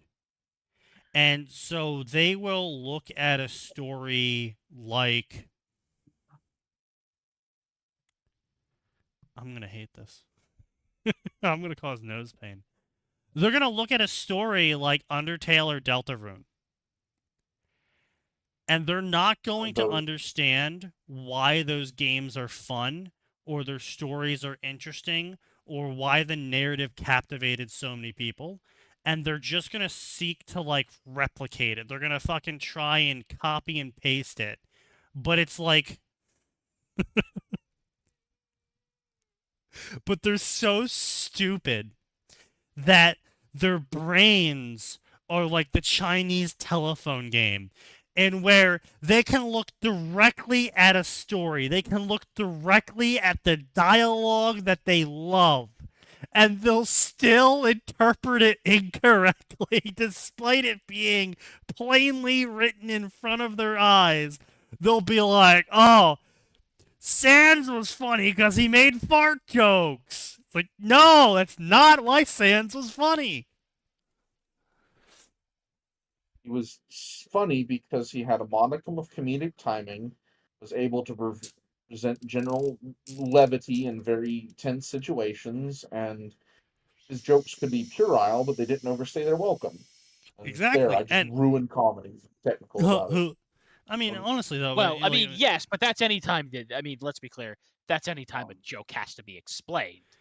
Yeah, but that's the point, though, is that these people will be like, oh, what if Sans, the character, but he was, like, super edgy and, like, was covered in the blood of murdered children? It's like... Well, one, he already is, but two... Wow. No, two points. Look, just because it took you 200 tries to beat him doesn't mean he's covered in the blood of children. I mean, it does, actually. He explicitly does that. But no, point being though is I appreciate that, man. Yeah, I would say I am a moderately successful niche author. I like horror. I like action. And I tend to prefer to stay away, as much as I write anime, from pure anime. Yeah. Because pure anime tends to just kill my suspension of disbelief when I'm trying to plot it. And I mean, I tend to realize I'm a bummer. And I will say, Sneaky, it's very simple. The reason why they get it wrong is because they live in a hyper reality. Everyone is so freaking, I don't know, I guess Skinner-boxed is the only way I can express the ideas. Everybody's so Skinner-boxed that nothing is real. Everything is through 100 layers of irony and filters. No, and I don't think that's the reason. What I think it is that these people are stupid. I think that's what it boils down to at the end of the day. These people are stupid and they're simple. And they look at simple things and think that by making the simple thing more complex, that somehow elevates it. So I'm trying to make excuses for the people who can't put together why putting their hand on the hot stove makes their hand hurt. That shit. I'm aware, and I'm saying you shouldn't make excuses for them because they're stupid, and stupid people need to be reminded that they're stupid. It's just, I suppose that in its own way is a bit sad, and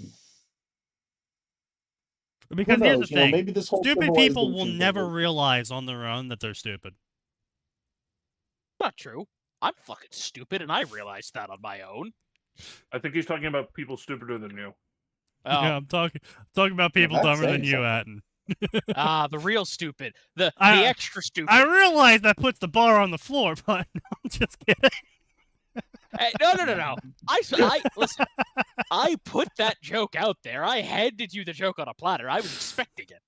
I threw it on the ground. I threw that map at the fucking river. But no, seriously, it's like I will forever use this, right?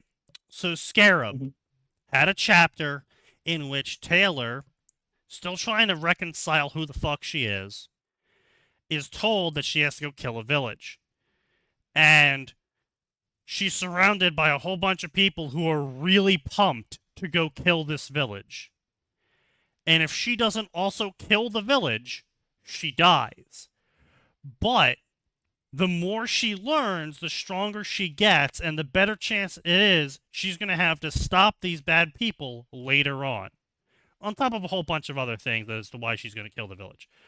But she comes across a bunch of kids at one point, and she's like, okay, so far I've been killing warriors, but I can't pretend to not see the kids, because everyone saw me go over here. They're all watching me to make sure I'm killing the villagers. If I walk away from these kids, not only am I going to be interrogated effectively, but I'm going to lose my chance at reducing the casualties later on when I get put into positions of power. But on top of that, these kids are going to die anyway, and if I don't kill them, they might die in a worse way possible. Like, they might get fucking tortured and their souls ripped to shreds to power meat wagons or something, right? So she's like, I have to kill the kids. Because if I don't kill the kids, they might die in a worse way.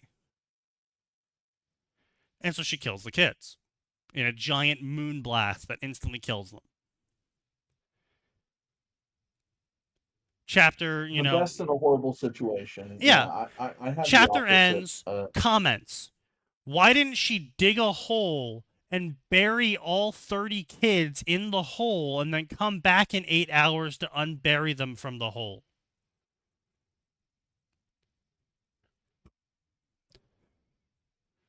Yeah. Like, what? I had some similar posts in OM. I had one person basically say, why doesn't Taylor just kill everyone and take autocratic dictatorial control of... Why do the bigger ones not simply eat the small ones? Yeah. Contessa laughing from the grave, true. I guess maybe the problem is that some readers genuinely think, well, this could totally work. And they're so intransigently convinced that this could totally work, that whatever it is they're convinced of, they're stupid. They're just dumb. I'm not saying this as a pejorative. I'm not saying this as a put down. Yeah, they're just dumb. They literally cannot consider second, third order effects, the kind of butterflies that would take, the kind of effort it would take. Like, Taylor is literally on the march. She can't turn around 8 hours later to go unbury the kids. If she buried the kids, if she somehow dug a hole despite not having access to any sort of magic that would let her dig a hole, so she'd have to go find a shovel, go manually dig the hole with one arm, and then convince all of the kids to jump in the hole so she can bury them somehow again with no one noticing. And then they're just in the hole forever because she can't. Yeah, wasn't Taylor ever a dictator? People close over? Suffocated slowly and painfully. Yeah, and it's just like it's worse. Everyone else in the group would be like, "Wow, that was brutal. Good job." yeah, right, exactly.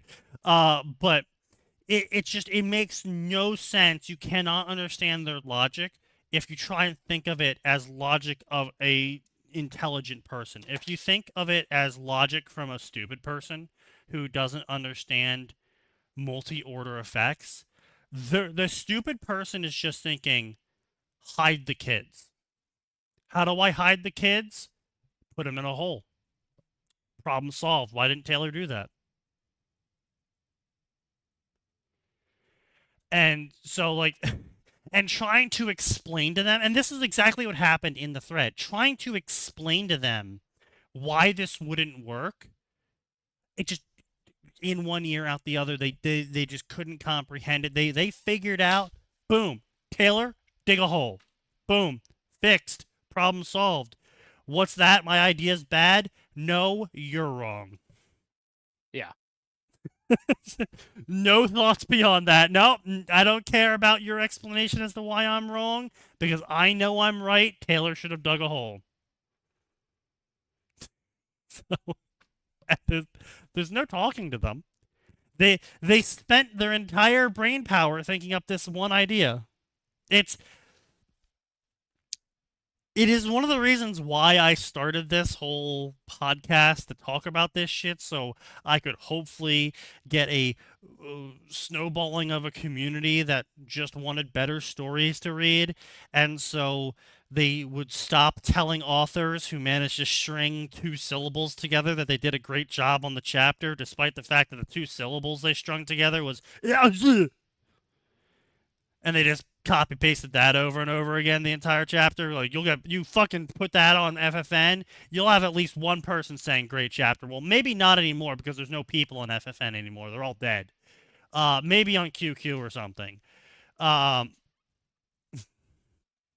Sneaky, that would be funny as a crack fix scenario. Good job, soldier. We told you to kill the village, and we were expecting decapitations, but buried them all alive. That shows creative solutions. Yeah. Why did he get promoted? He was told that he was doing creative solutions by management. The fuck does that mean? You don't want to know. Yeah, it's just it's the same thing with Cape Shit. The original Cape Shit authors were smart people, and they wrote good stuff. And then the next wave of Cape Shit authors came in, didn't understand why Cape Shit was good, or they knew why it was good and thought they were smarter and they were going to subvert the Cape Shit by writing subversion tropes to the tropes, which ended up being dog shit because they weren't in fact smarter than the Cape Shit and they just made everything worse. And then the next wave, having not watched the first wave, looked at the Cape Shit that currently existed and saw dog shit Cape Shit and the subversion of the, well, they didn't know it at the time, but they thought it was a subversion of the dog shit Cape Shit. And they went, wow, the subversion of the dog shit Cape Shit is so good. And then they just made an entire generation of subverted dog shit Cape Fic. And then the next generation of Cape Fic writers came in, and they all looked at the subversion of the dog shit Cape Fic and were like, we have to subvert the subversion because everyone's expecting us to subvert the Cape Shit. So now we're going to subvert the subversion of the Cape Shit by writing worse Cape Shit than originally came about, because we're not going to learn from anyone. And that's how we have modern day movies. You get a few diamonds though, and this is the worst part of it. You get those few diamonds. They But shine the problem for a moment. is those They get diamonds crushed, though. aren't from They don't change it. the generation. The diamonds are happening independently of the greater cultural movement, effectively. They get drowned under the slop. Well, not only do they get drowned, everyone attaches themselves to it like a fucking life buoy, where they go, oh, that thing is the popular thing. We have to you grab onto it and do the exact same thing as it. So we flood the market with everything that made this diamond unique. So now it's no longer unique and no one likes it anymore. And then everyone tries and subverts the diamond because, well, subversion is cooler and edgier.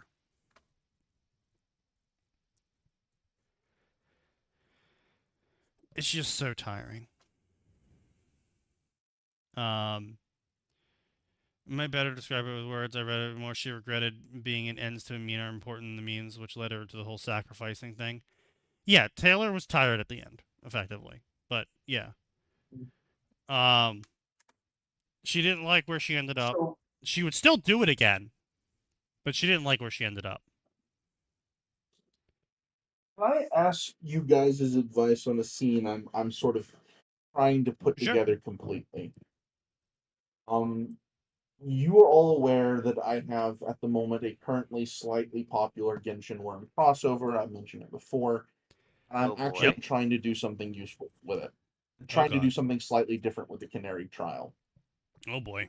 Well, I mean, first off, you're getting to the Canary Trial, so you're already doing something different. I would say you're far ahead of most people. So, You've crossed the line that many fail to get to. You're already subverting expectations. Thank you. I'm actually thinking of ending this fic probably at the Leviathan. And if it's continued, it's continued in a different one. Yeah, Um, yeah. I mean, not only that though. It's like there's only so much you can write after the power scaling that Genshin can include into a story. Um, uh, I sort of nagged my co-author into this, but no other actual Genshin characters until after Leviathan. That's Hmm. why I'm sort of thinking I I'm going see. to try and stop it. That's after probably that. the best way to handle it. Possibly one of the quickest ways to ruin a story, in my opinion, that has crossover elements in it, is suddenly introducing more characters from a crossover.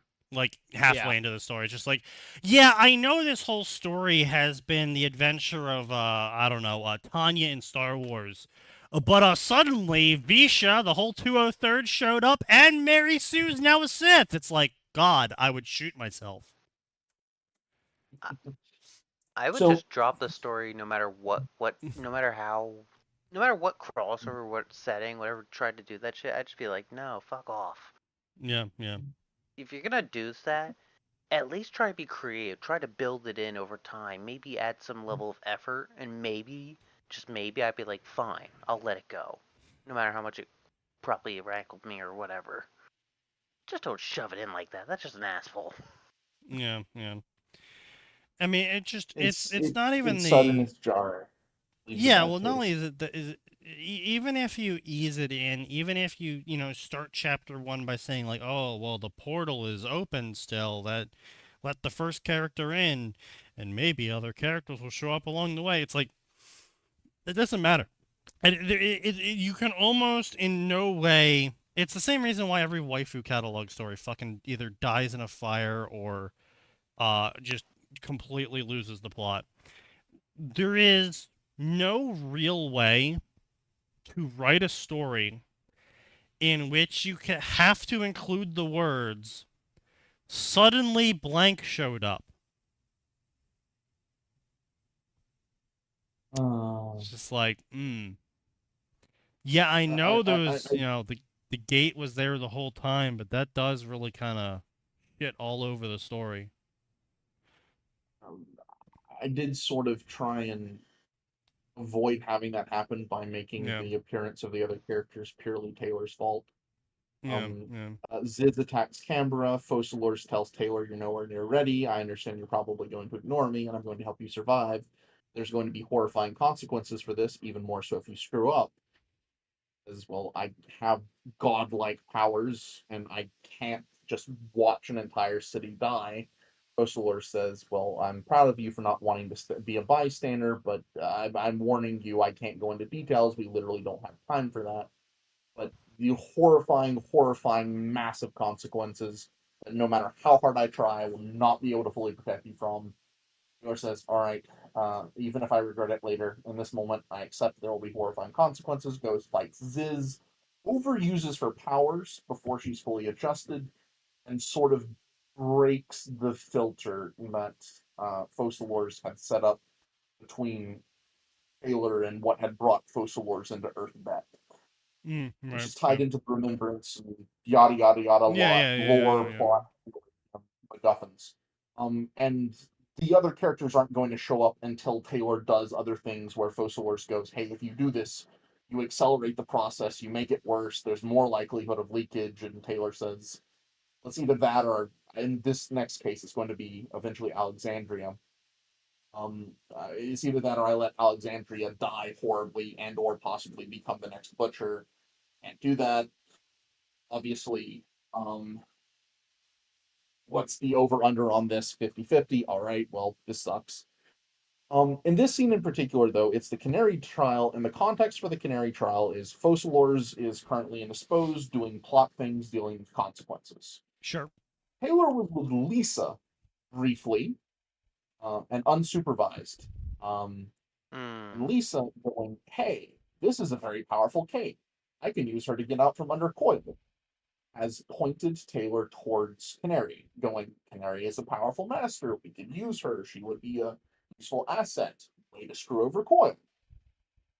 And so I have had Taylor, still relatively early into her character development, show up at Paige McAbee's trial because the district attorney, and part of his statements, referenced Taylor's defeat of Ziz and compared the prosecution of Canary, a master who, allegedly mutilated someone quite severely with her powers, to Ziz using master powers to, terrorize people and be generally evil. And Taylor, of course, took grave offense at her name basically being used in vain, and I have had her show up, take over the courthouse. The security tries to stop her. This goes poorly. She lets everyone who does not want to stay and watch this go, and I'm having her hold her own trial. I'm having her be an absolutely petulant bitch about it. She's She would, yeah. humiliated the judge. She's poked at the DA and the ADA. I've so far had her. As I say, as long as, so I don't know how much characterization change Taylor has undergone, but effectively, as long as you keep the undercurrent of they're forcing me to do this, I had to do this because they wouldn't let me just come in and have a normal trial. That I had to humiliate these authority figures and take over the trial because otherwise it would be done wrong. Like, as long as you're... They used my name in vain. They invoked me. It's their fault for getting me involved. Yeah, yeah. I wanted to have a Legend because he was the person who was reasonably powerful enough who could respond quickly enough to come into the courtroom, because Taylor has said this is a completely open court. Anyone who wants to come in and observe can come in and observe. You can record, you can take video, because she believes she's 110% in the right. Zero doubt in her mind. And so I'm thinking of having Legend come in. Everyone is expecting a fight. I want to have Legend say something to the effect of, "Are you genuinely stupid? You want me to fight the macro scale hydrokinetic here now with all of you people around?" And I want him to play almost as if he was a little bit on her side, a little bit in on the joke, not to necessarily manipulate her malevolently, but to build a rapport, and then to sit in the courtroom and play devil's advocate, and basically usurp the position of the prosecutor, of the district attorney, to try and have him represent reasonable authority. What, other than making it very clear that Taylor has completely transgressed all bounds of what could be said to be civil authority, what points should he actually try to make?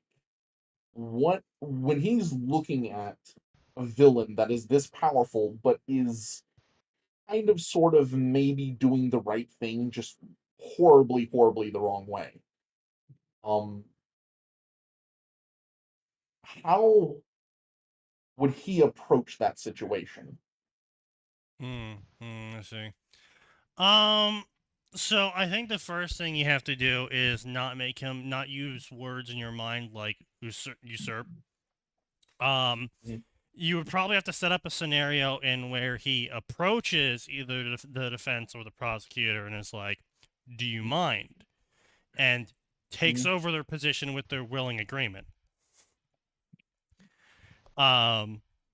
So, peaceful exchange of power. Didn't require them to basically... That works really well.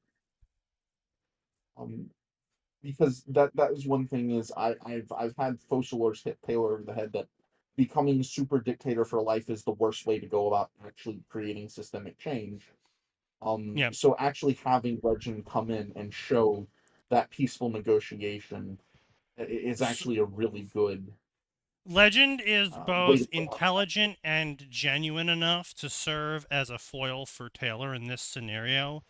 And basically my idea of the best way to navigate through this would be to show Legend doing what Taylor actually wanted to do, but he is doing it not so much the right way, but the best way for her to have expressed herself if she was in X position. So if she was a civilian who had an issue with the trial,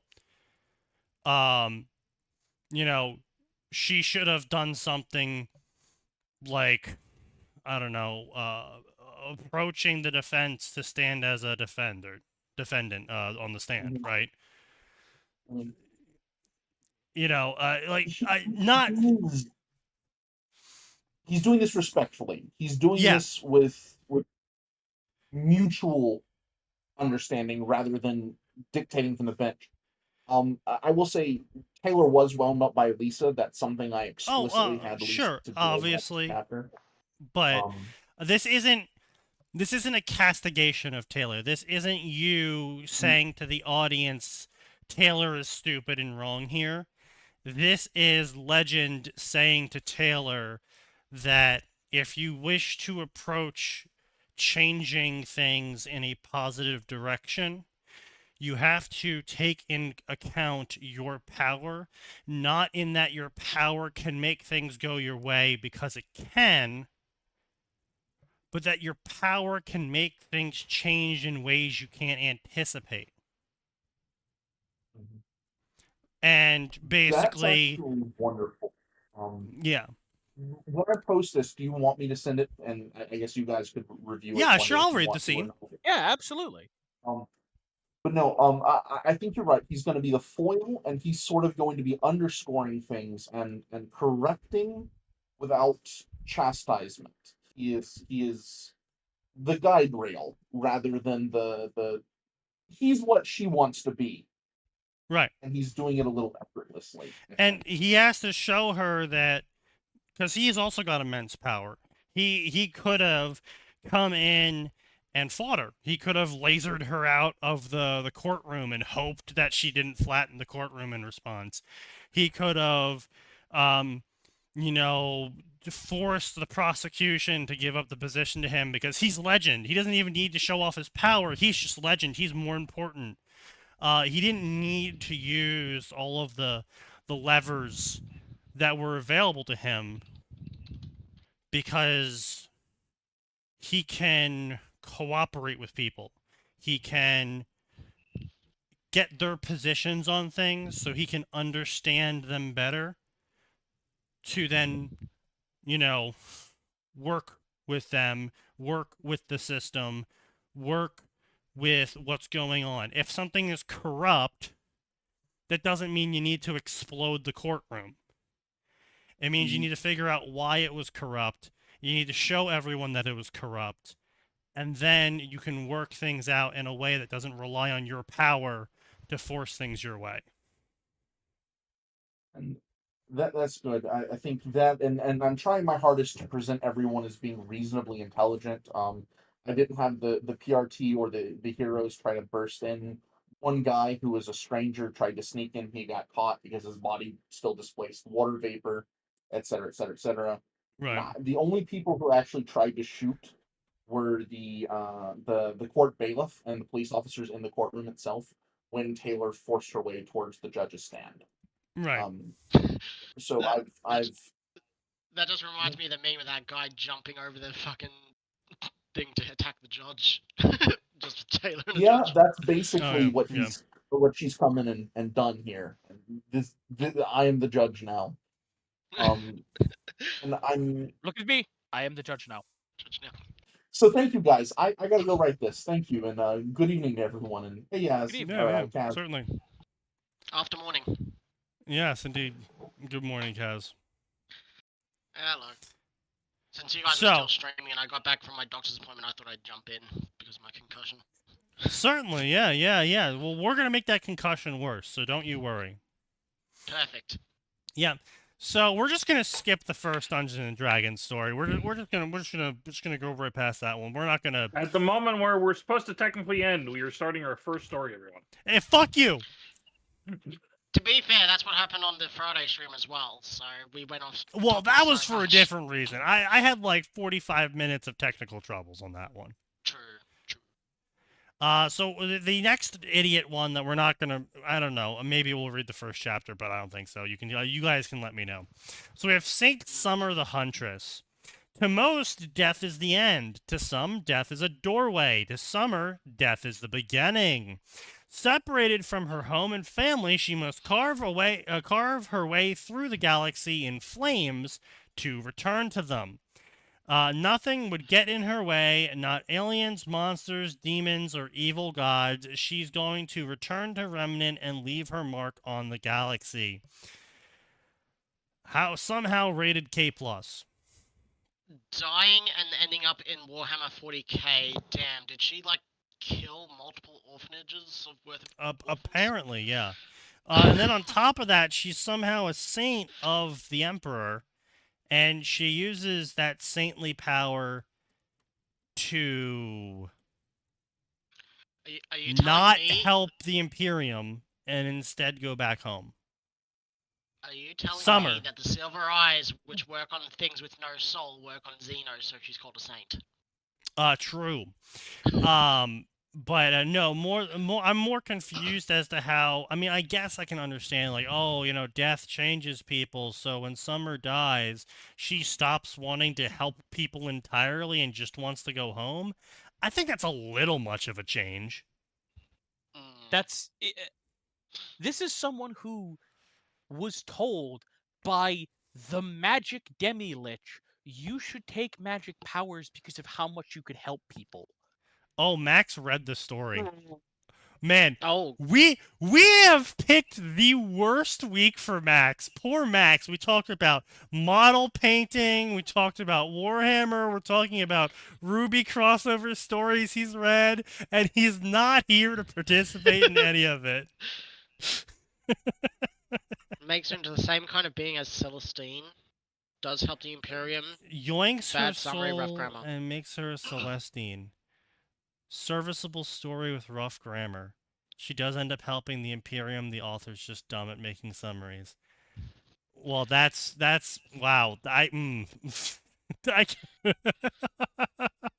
Listen, terrible. if we had $1 for every time an author's been bad at summaries, we'd all be millionaires. True. So everyone can mark down bad summary. I'm just kidding. Several of those dollars would have come from Sign. Oh, Very wow. Damn, this is What oof. is with people Yeah, and you're putting the right. full stop after fucking every time? It's literally the thing I was just talking about earlier, and where people see it done and they go, "Wow, that was so good," and they don't understand why it was good, so they're just like, "If I do it, then I'm good." All these full stops. Oh, All the man. question marks. Look at all. I How saw many question marks is Venomancer that? Carry being played on Dota YouTube. If I play Venomancer don't Carry, put that evil in means the we universe, win. Ricky Bobby. Why is there 7 question marks in a single sentence? God damn. Sneaky and I would have a few 100K. Yeah, true. Yeah. Yeah, we wouldn't have had to worry about that. Anyway, Oh yeah, she was falling far into darkness. It did not end. Further and further into blackness she fell. Damn. Just how Just long, how has she been long falling? had she been falling? Do you guys think she's falling? Minutes. Hours. It felt like an eternity in the span of a second. How had she come to this place? The void. In fact, where was here? Why was she here? Why was she falling? Was she falling? It felt like she was falling. I wish I was making this up. But there was something off about the falling. The feeling was the same as falling. But she also thought she was imagining the falling. As if she was laid in a bed, and her mind simulated the sensation with flawed success. That's why this felt strange. The descent was too calm to be real, yet it felt real, like a mistake. She was falling. Perhaps she was drowning, and she didn't know she was drowning. No, she remembered drowning before. This wasn't drowning. I can't believe it. Summer's fallen and she can't get up. Help! She doesn't Help! have the button. She needs the button. Life alert! Help me!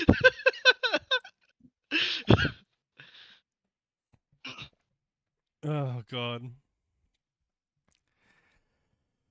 Who am I? She asked herself. She did not know who she was. She knew she was someone, but did not know who that someone was. She tried to remember.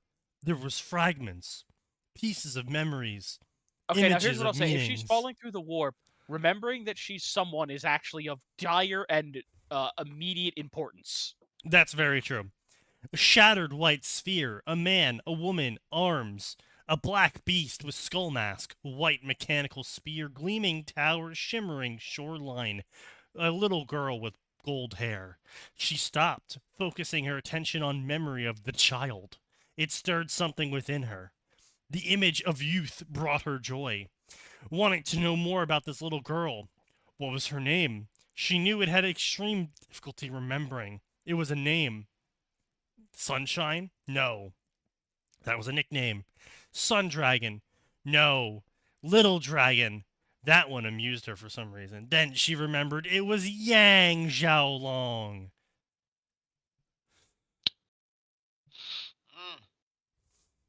Isn't the name like isn't Yang Xiaolong like Little Sun Dragon or some shit? Yeah, I guess. think so. Who cares? Falling for so long, it seemed like an Ozpin's test. True. And that came a rush of memories, as if a dam opened the floodgates of memories. The memories flowed like a river, a flooding river, a falling. Now, you can actually tell the bias of the author and who their favorite characters in Ruby are, because some are thought of Yang first and not Ruby. I can't believe this is how I found out about this story having an update. Yeah. Oh, poor Max. The image of a blonde, poorly shaven man flashed in her mind, large tattooed and well-built arms exposed as he tended to dress only for warm weather. She recalled the annoyance that brought every time his playful stubbornness earned him a cold. Next came the image of a woman. She was beautiful in many ways, long dark hair, intense, distrustful red eyes. Her trusted weapon was always by her side, a figure that sparked a sense of jealousy. Oh, God. The memories continued to flow like water being funneled into a bottle. What? What? Her remnant. Her home. Her parents. The moment she chose to be a huntress. Her mother's final moments. The treasured white and red cloak that was given to her by her mother as tradition. Building her weapon, her entrance to Beacon, the strained first encounter with her future teammates, and something she cherished with all her heart. Her daughter, Ruby. Then Yeah, it but you thought of clicked. everyone before Ruby. Literally, even the person who She abandoned had you. her name, Summer Rose, mother of Ruby Rose, and Yang Xiaolong, wife of Tai Yang Xiaolong. For 4 years, leader of Team Stronk and Huntresses on Remnant. She wanted to shout it out, lest she forget again. How had she forgotten her own name? She tried remembering to try and discover how she got here. The last thing she came to her mind was her saying goodbye to her family. Everything after that was blank. Why am I falling? It's the drugs, Summer. You Author, took too many drugs. please! You've taken too Mom, many drugs, Mom, Summer. you've done too much heroin, Mom. Put the spoon down, Ma. Oh my God. Hello there, little one. This is my Ruby Do you know AU where where we everything. are? This is my Ruby AU. Summer Rose is Eternity. perfectly alive. She's just a druggie. Be gone to see her. The morsel is mine. You have not claimed it, you simpleton. Roaring, infinite void, monster, ferocious, blah blah blah. Where are my arms? Where's my leg? Where's the rest of me? Her whole body had vanished. How was she able to see? Was she just a head? She wished she had a mirror. Dream, nightmare. I'm having a nightmare. Summer, wake up, wake up, wake up, wake up, wake up, wake up, wake up, wake up. What the hell is this place? She broke apart in despair. Laughter returned. It caught her attention. Vortexes, creatures, blah, blah, blah. This is how it felt to be powerless and weak. Now she regrets calling Raven out on being weak and afraid. Okay, sure. What? Get away. She shot them with her silver eyes. Okay. Sure. Silver eyes work against demons. Why not? Sure. Yeah. Yeah, sure. Yeah, alright. Impressive. No form of training. What's going on? What do you mean? What do I mean? What do I mean? 1 minute I'm home, now I'm here. Oh, you poor lost soul, this is eternity. What did that mean? Eternity wasn't a place. Well, yeah, it is. Of course you don't understand. It is among It's the a less really shitty acknowledged bar. names given to the realm, yet it's my favorite. The oldest is the realm of souls. This is the afterlife. You are dead. Obviously, this creature before her was lying. And now Zinch loves lying. But he also loves telling you the truth. Because that can hurt you worse than lying. He likes Because telling then you you think that whatever he's is lying. going to cause you the most pain at that particular moment. Because then you think he's lying, and you go to prove him that he's wrong, and then you find out that he wasn't wrong. And then you go insane. And it was all part of Zinch's plan to butter his toast that morning. And then the dose actually goes butter side down because you were suddenly not insane for some. It was fucking also reason. part of Zinch's plan, and then the toast exploded. That was not part of Zinch's plan, but he will retroactively claim it was part of his plan. I'm gonna say that's like 95% of like I just would his say plan. That's just a retroactive. Zinch's plan. greatest power isn't being a master planner, it's being a politician canny enough to say that it was his plan. There's actually only 3 Chaos Gods. No one actually knows who Zinch is, but he's not a Chaos God. He just showed up one day claiming he was a Chaos God, and then a bunch of shit happened, and he claimed he did that too. And no one actually could prove that he didn't do any of the things he said he did. So there's 4 Chaos Gods now. All of his greater demons are just more politicians. Wasn't like creating a Zinch god like one of the plots? I think it was like with the Tau, where they were like getting Imperium septs, where they were like flipping to like the Imperium. So Zinch made like a fake like greater good Tau god, and it like terrified the Tau, so they started killing the Imperium people and causing like defections. I'm pretty sure that was You're half right. it's been a while. I knew one of you guys would remember Nate. this. So They actually made essentially the Tau Chaos God of the greater good. And that was like, we have made a mistake. Classic I'm Tau sorry. maneuver. Okay, so to be clear, not a Chaos God. But God it of is Order. a warp entity spawned by all the psychic auxiliaries of the Imperium. And specifically, a Tau fleet was lost in the warp, and it specifically threw them back into real space, and it looks like a many-armed ethereal. Ah. Oh, well, okay then. But yeah, no, it's hang on. Assuming this loads. Yeah, here we go. It's a thing. It's a whole thing. She is the personification of the Tau. I also love how the fact that the Tau are such wet fish in the Immaterium that they basically have no impact on it and no demons really go for them.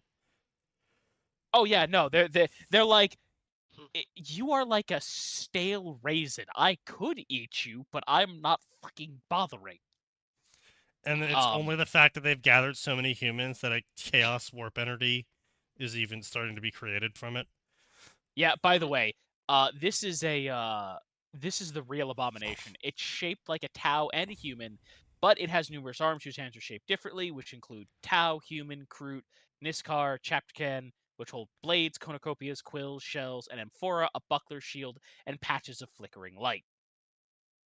The face is, however, Yes. nothing but pale flesh that is devoid of features. It can communicate psychically. Of course, obviously. As one Oh, does. good. Its first appearance was to Shadow Sun. My favorite Tau story was the one where a scout fleet crushed them and then turned around because they had better things to do. Yes. I enjoy that story as well because Tau fucking died. Indeed.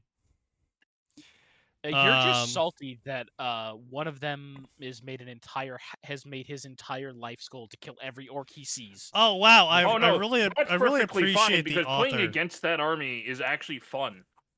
Playing against a I normal really- Tau army makes me want to fucking kill myself. I really appreciate the author. Just straight up saying the line I just said. The monster laughed hysterically as if she told a hilarious joke. Terrible line, by the way.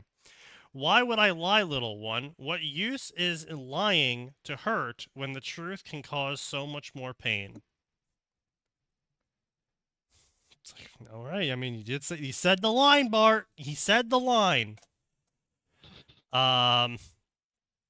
You must be lying. This can't be the afterlife. There's no sense, no peace. No one will ever accept this as the afterlife.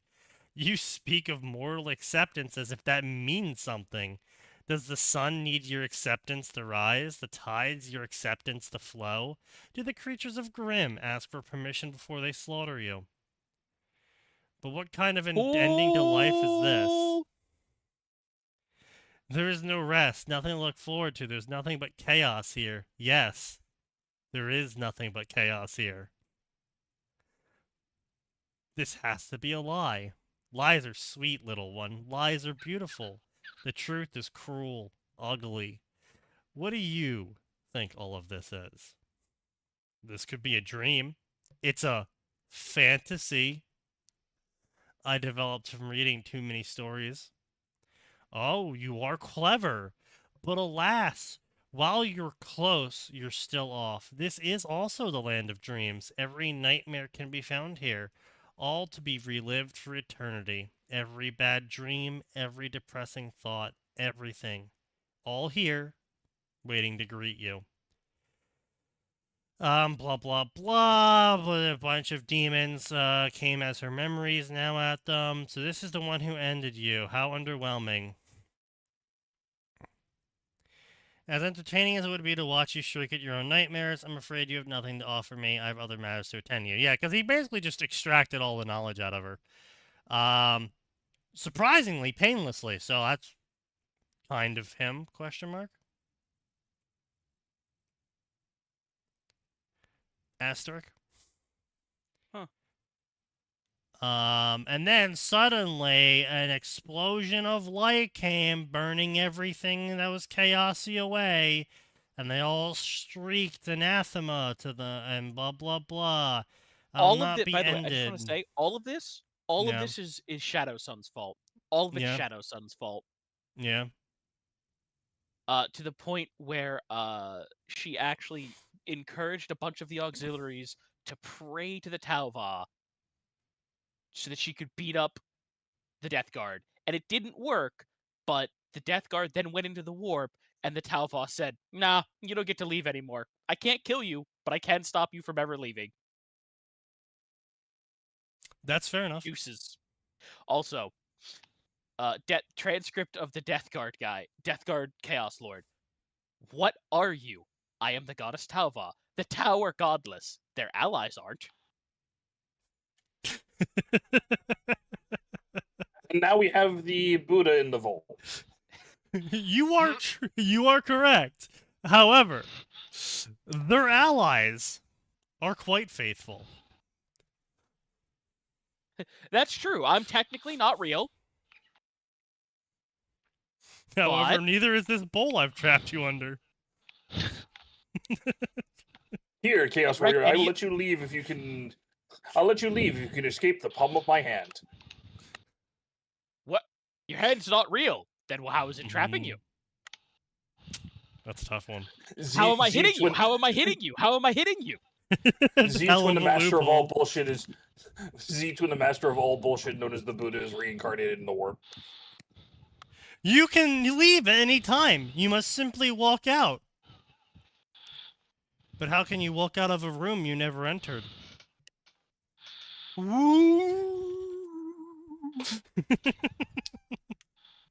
was gonna say that's peak Journey to the West, Buddha. That's Checkmate, Magnus. Checkmate, Magnus. I'm sorry. I'm just imagining. how can you do nothing wrong if what you were doing was wrong? How can you do nothing wrong if your entire existence isn't a disappointment to both your father, to all of your fathers, your real father, your adopted father, and your warp father? Indeed.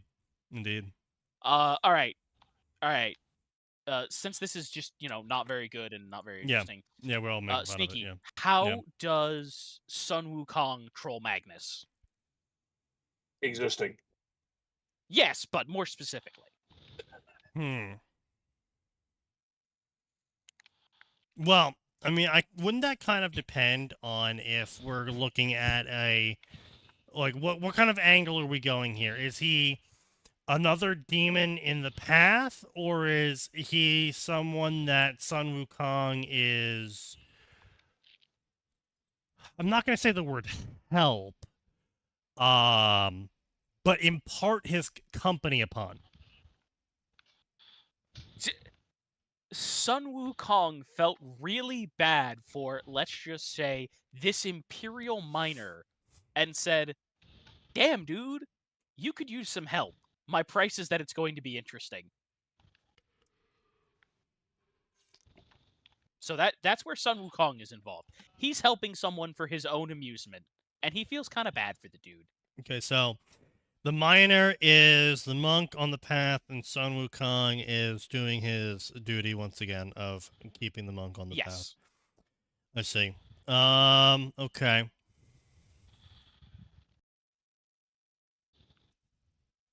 Man, it's been a while since I read. I should reread Journey to the West. Horus is prideful.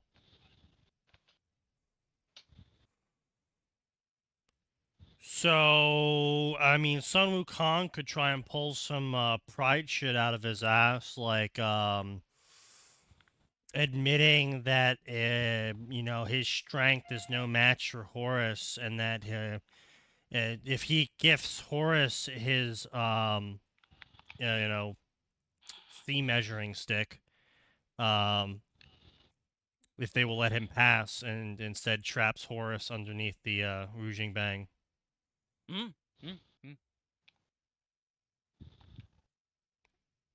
By making it grow to max size and then crushing him underneath it. I can see that. That'd be fun. Yeah. Oh, no, I couldn't possibly defeat Magnus in a battle of wits. Have my magic stick. All infinite length of it. Wait, what? Immovable rod! That shit extends? Oh yeah, it does.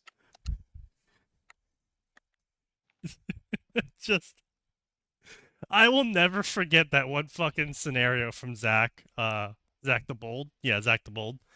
Of, we're being chased by the dragon. Hey, do you remember that immovable rod we picked up, 3 years ago? Yeah? Oh. Guys. I had this whole scene where you got eaten by the dragon, and you killed it.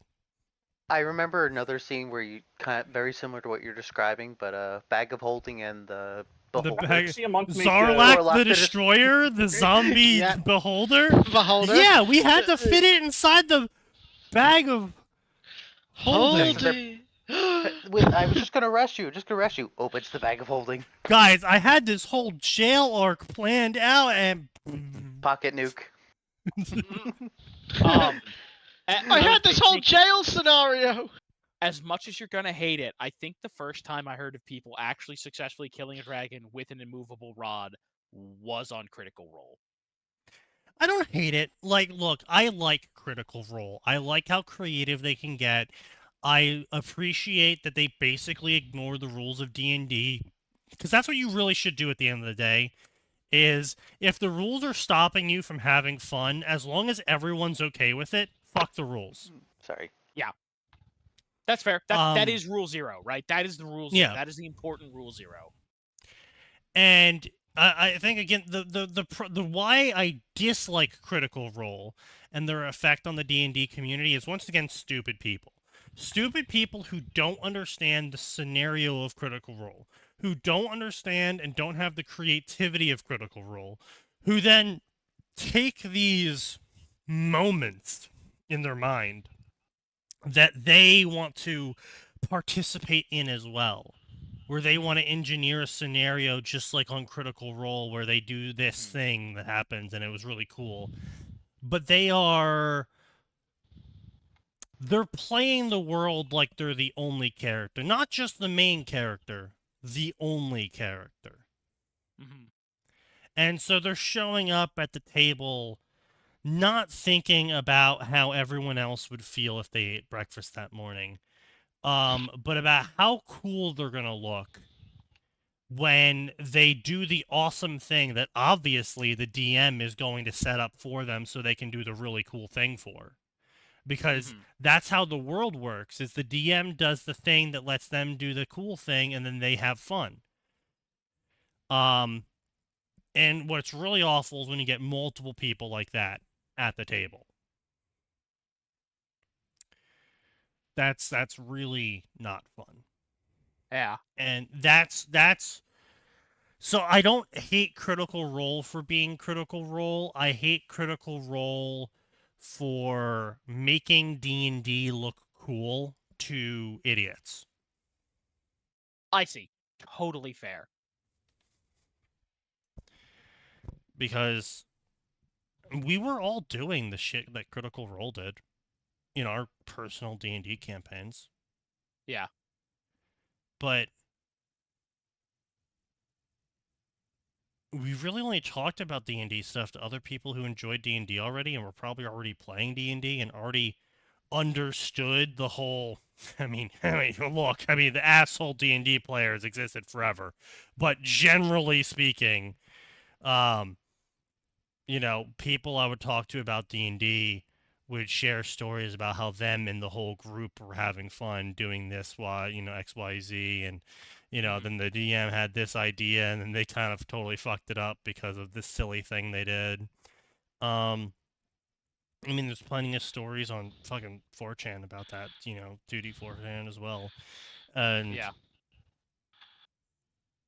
it's really just Critical Role's charisma, I guess, that convinced the mainstream that D&D was cool, and the mainstream is just retarded.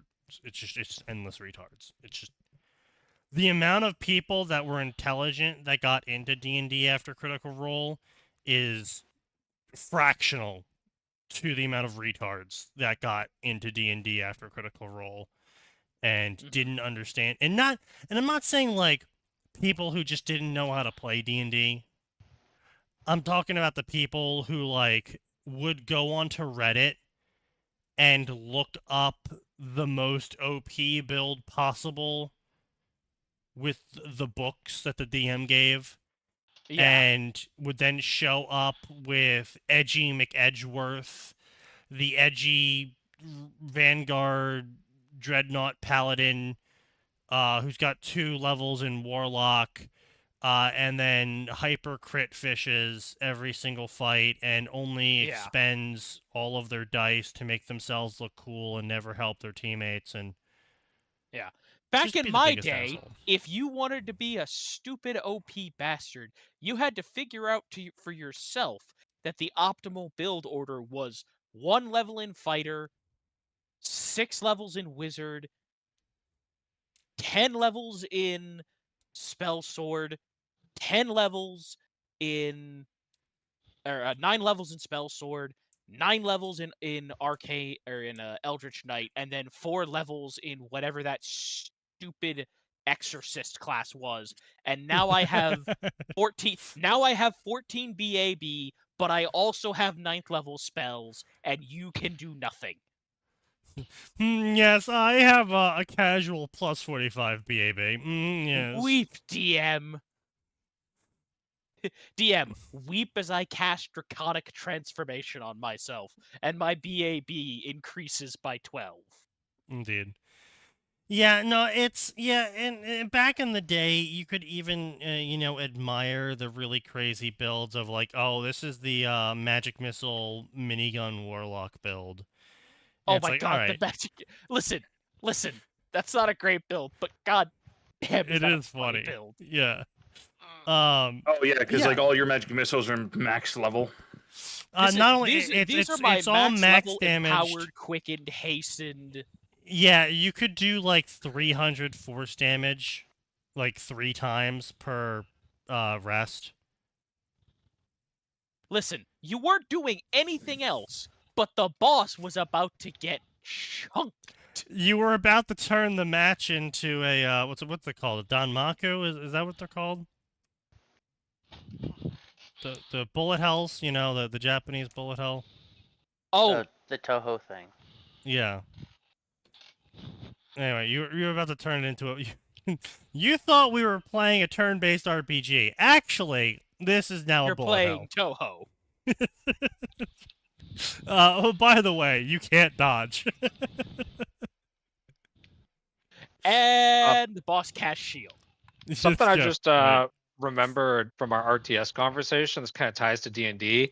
Yeah. My general experience, I've DM'd for like 15 years, I mess around with tabletop documents. A lot of it's not very balanced. Like there'll be No. some stuff like the spell Fireball. It's like it's overtuned for like the meme value. And I feel like RTSs, I wish there was more like a co-op, like PvE kind of focus for like the crazy scale and RTSs. Because to our Yeah. discussion about like just all the weird balance shit like in StarCraft, it was something I couldn't put words into, and I was Yeah. able, and I'm now able to articulate it. Like if you ever played like Halo, like split screen when you're like a kid, like that kind Yeah. of feeling, or like Helldivers. Yeah, where you're partnering up with a friend, you're fighting all the AI. Yeah, no, it's certainly that's why so many people got pissed at Helldivers with their hyper balancing bullshit, where it's like, what the fuck are you balancing? It's us versus AI. The point of a game is to have fucking fun. No, Right. okay. Now, what I will say is there's a certain level of that I do want, where I want them to look at something and go, this is overtuned, and people are getting flack for not bringing it. Oh, absolutely. Well, see, that's 50-50, right? Because, I There's mean, two the problems problem there. is... I know there's 2 problems there. The Yeah. devs can't solve one of them, but they Yeah. can solve the other, which Yeah. does solve the 50% they can't. Well, sort of, yes, but It's no. Because regrettable the thing that they is... have to. Well, you're never going to solve the community being toxic. Like, that's just not Sure. going to happen. Sure. Mhm. But Especially if in the problem digital is- age. Of course. yeah. But if the problem I- is you're it's not a problem taking the everywhere. Ultra Fister 10,000 because the Yeah. Ultra Fister 10,000 is the most efficient thing by a country mile, get out Right, of my lobby. Oh, yeah, no, absolutely. By country mile, that should definitely be tuned down to be more in line. And yes, you should definitely have generally the idea that each weapon would be good for certain situations, generally good to use, period. But, maybe this weapon's better with armored targets. This weapon's better against organic targets. This weapon's better against shielded targets. Yes, Which they I think they've spread got out. now pretty well. They've gotten a lot better, but the problem with Helldivers initially and why there was so much backlash is specifically because they were hyper nerfing. So anytime someone was like, wow, slugs are really good against hitting headshots on bots, and they'd be like, nerf slugs, 0 accuracy. It's like, Yeah. well, That's not what the fun. fuck? Yeah, I They didn't play did that tune that game, down, I but think. I think it's just the principle itself. That's just like, it's one thing if the gun was saying one-tapping whatever the highest tier enemy and supposed to be a tanky thing, like it's just one shot killing it. Yeah, Yeah. like, that's understandable for them to nerf it down a bit. But when it's like not really that amazing or that over Killjoy, why are they nerfing anything? Yeah, well, not only that, it was later revealed, and Arrowhead refused to acknowledge this for a bunch of patches. People were complaining about it from the start, and they were like, "No, it's not that. You're just playing the game wrong. You're just playing the game wrong." And then finally, like 15 fucking patches in, Arrowhead finally admitted that the hitboxing on some of the enemies was actually incorrectly placed, and the reason why the weapons and items they thought were supposed to be used against them weren't working properly isn't because they were not tuned properly, but because the fucking hitboxes weren't allowing the weapon to hit properly. Like, yeah. they finally looked at gameplay footage and they're like, guys, we're noticing hours upon hours of gameplay footage of everyone aiming for the underside of the legs of the charger bugs. Why are you not just shooting their head? And everyone responded with, what the fuck do you mean shoot their head? You can't shoot the head. And then they went and played the game and they're like, oh, actually, yeah, you can't shoot the head. The hitbox on the head is being covered up by the leg hitbox that was improperly placed. It's like, yeah. And all of those patches where they kept nerfing various weapons because they were showing unusual effectiveness in certain scenarios isn't because they were unusually effective. It's because the fucking hitboxing on the monsters they were killing was wrong, causing the weapon to be better than they thought it should be. Yeah. So now we got a whole bunch of nerfed weapons and enemies that are too strong because they refuse to admit that maybe they programmed the enemies wrong. But yeah, so it's I understand moderating things so there's nothing that's more fun than everything else in terms of tactical usage in any sort of game type, whether that's an RTS or an FPS or whatever you're doing against AI, right? I get it. But at the same time, it's a game, right? You know, if you're only playing against AI, if that's if StarCraft 2 came out and you didn't have, by default, the player versus player thing, like that was something that other players modded into the game as part of a custom game. If all you had was what's it called, commander mode? Is that what it was? Where you played as various commanders against the AI or something? If all you had was commander mode, and that was the multiplayer aspect, that was the official Blizzard branded thing, and they came out and were like hyper balancing the PvE factions, Yeah. it would be the same. It would be so much ass. It's just like we're facing AI. Just let us have fun. Yeah. But because you're not going to stop people from hyper optimizing. No, and you're like I said, I want to be clear. Yeah. You can't stop that, and you never will. Because the second you knock down one hyper optimization, people are gonna find out a new one. Just patching the game in a way like you didn't realize that by patching the weapon to have this tighter accuracy, well, this value was actually used on this other weapon, and the tighter accuracy on this other weapon actually made it insanely precise now, and so it always scored guaranteed headshots every single time, because this was a ray traced weapon instead of a bullet physics weapon.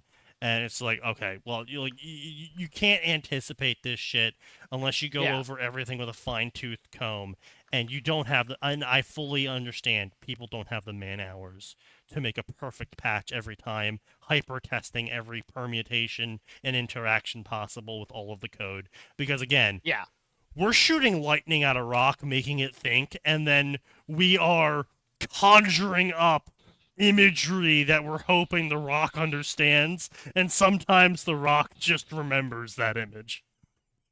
So I think that's an accomplishment in of itself. But so but to bring it all back to fanfiction and close out the night, I think right here is the perfect example of everything I've talked about and how much I hated everything. The third story on this list here, Magnificent Scoundrels, which is a mass crossover of Warhammer and every other Star Wars franchise. When galaxies collide, so I don't even want to get into the mechanics of that, because this is the Marvel Universe, the Star Wars universe, the Star Trek universe, the Halo universe, and the Warhammer universe's galaxies all apparently appearing to overlap each other. I do not want to even get into the logistics of how that fucking works. The greatest heroes must team up. The question is not if they can survive this strange new fusion world, but if the universe can survive them. Well, first off, Warhammer just mogged everyone. And then Warhammer gets mogged by the Eternals. So... Yeah.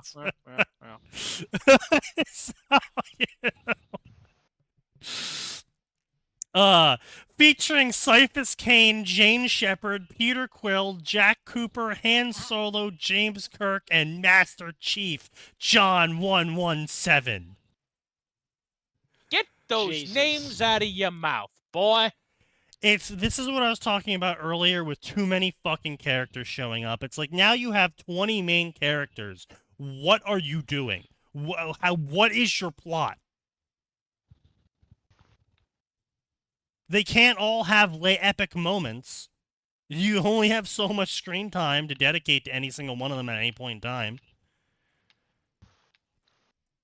Oh god, we have a giant author's note justifying it. Okay.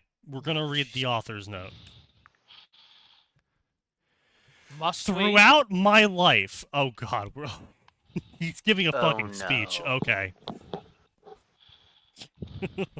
Sir, this Okay. is a Wendy's. Throughout my life, I've always thought about and wondered what would happen if a bunch of different stories came together. Have you considered not? Genius of the years, ladies and gentlemen. This man has thought of something that no one has ever thought of before. I was gonna say, isn't that just Ready Player One? I mean, that's just literally every fanfic ever, period, pretty much. True. It was always a bit of a small hobby of mine to think of what would happen if things happened. Oh my god. I mean, No, it's a pretty airtight statement. I didn't Things tell happen, anyone about this hobby of mine, and I didn't realize there was a name for thinking about what if things happened. It was called natural philosophy. Jesus Christ. However, that changed when I found out about fanfiction. And it seems that a lot of people have the idea about thinking about things if they happened. What if you Yes. stopped thinking? You know what? I think that's a good idea. Indeed, there is an entire category of very popular stories dedicated to the idea of thinking about if different things happened. Crossovers. It was then I thought of an idea. This was universally agreed to be a terrible idea. The translator's note. This was a terrible idea. My old ideas. Oh. My old ideas of multiple different characters, each meeting each other with newfound interest of fanfiction stories. That's right. So he took his old idea of thinking about things if different things happened and mixed it with the idea of writing about it. He thought about it and then he wrote it. I mean, you know, kudos to him. He wrote 200k words. That's 2 fucking books. But, I mean, that is 200,000 words. And the hours, man-hours that was spent on that was time wasted. I'm going to be real. That was time wasted. Yeah. That is time you will never get back in your entire life, and you will have nothing to show for it. I'm not even talking about you need like a proof of like, oh, I made income off of this to make something worthwhile. I'm talking about that you spent a long time thinking about things that didn't matter, will never matter, and won't benefit you. Ever. In any way. Because you're not actually even getting enjoyment out of thinking about these things. You're getting enjoyment from thinking. Bro thinks, therefore he is. Unfortunately. Yeah. He ising too much. But yeah, like, if someone comes out with their hyper autistic focus of like, guys, I've thought about this one idea for the past 15 years, and it's this new fantasy sci-fi world in where chaos clumped together to form reality, and the elementals were changed down by a singular creation god to form the world. It's like, okay, you put a lot of thought into this, and this could be interesting. I might be entertained by this. You're clearly having a blast creating this idea. So I'm here for it. Lay it on me, champ. And then there's this guy who's thinking of a new idea every day. And that he gets the most enjoyment possible out of just thinking the idea. He doesn't sit there and he's not trying to figure out the logistics of how it works. He's not trying to figure out how to communicate it to other people. He's not trying to refine and craft like this vision of his into reality. No, he's just deriving enjoyment from thinking. And the funny thoughts that occur when that happens. Like, I mean, power to him, but at the same time, man, you could have picked a whole bunch of potatoes. There was a lot of potatoes that went unpicked for this story. True.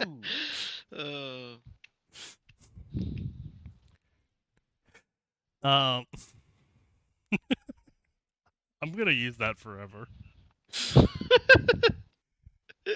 Thinking without thought. Indeed, yes, he's indeed creating How ideas. many Irishmen starved for your This story killed 94 Africans.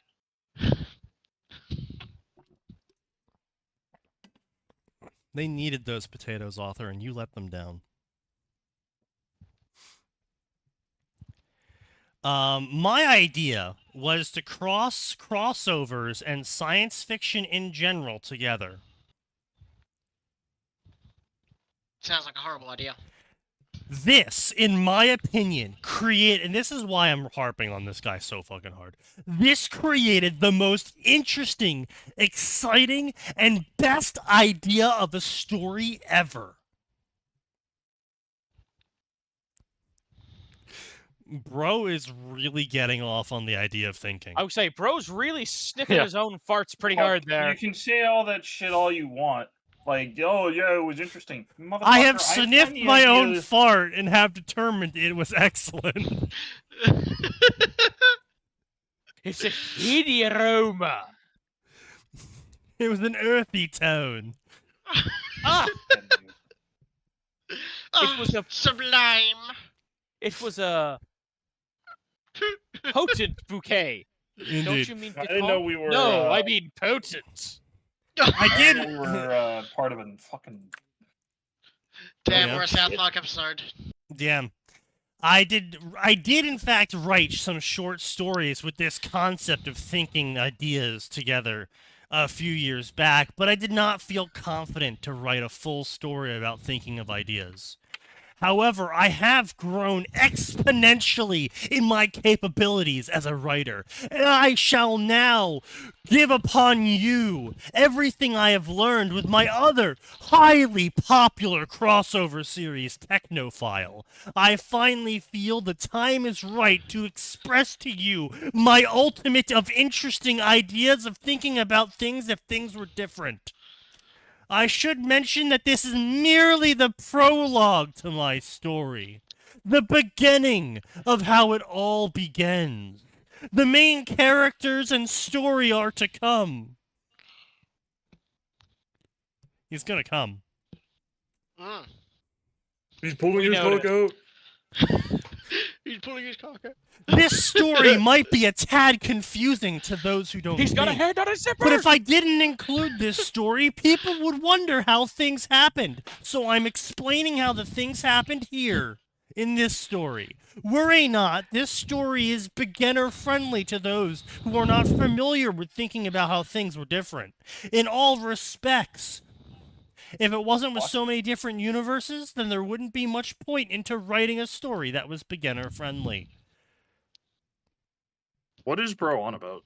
I don't bro, fucking think I know. I would just say He's he's reaching just for his reading cock. Get it. down.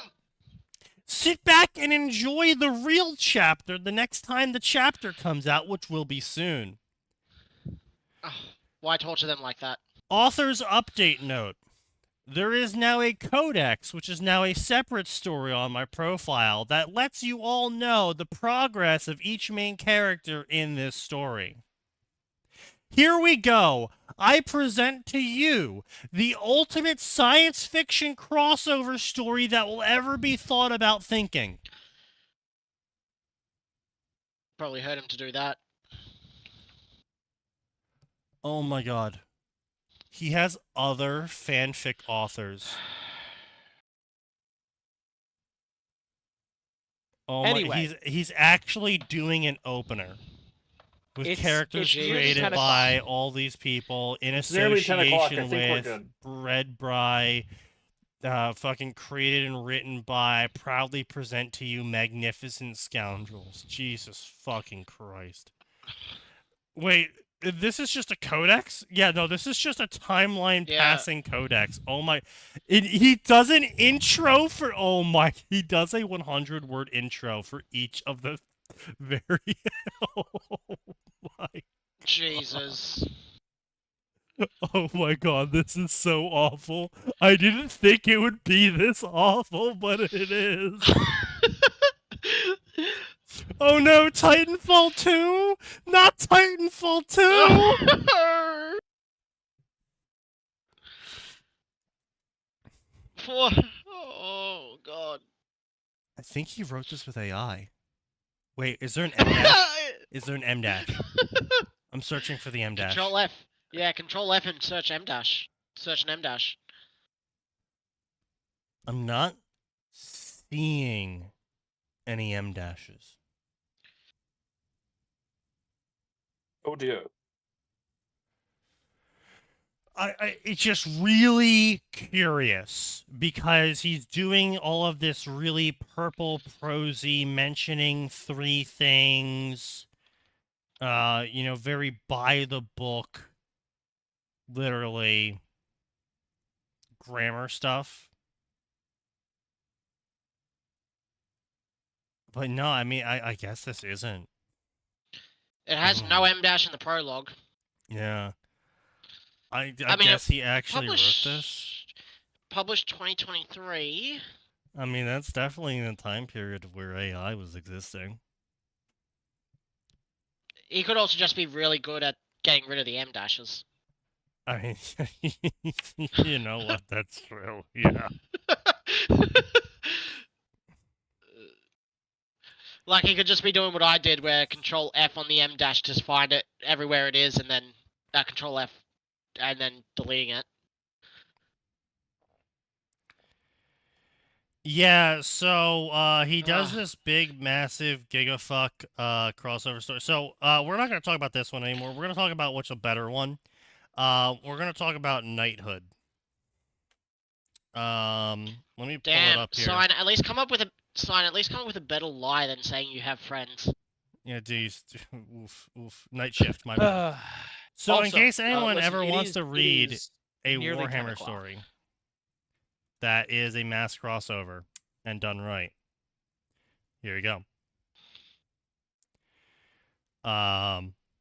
It's a really big story. What's the word count at now? Too damn many? It's on Nearly questionable. 400K. Nice. 137 chapters. Yeah, no, it's a crossover story which involves Warhammer psychers kidnapping people from other realms, which is a lead up. Those other realms happened to also be the same realms that are about to collide with the Imperium. And it's not so much colliding with the Imperium as they're all colliding in a spot that a chunk of the Imperium is being drawn into as well. And so the Imperium is making this suicide fleet effectively because it's a one-way trip.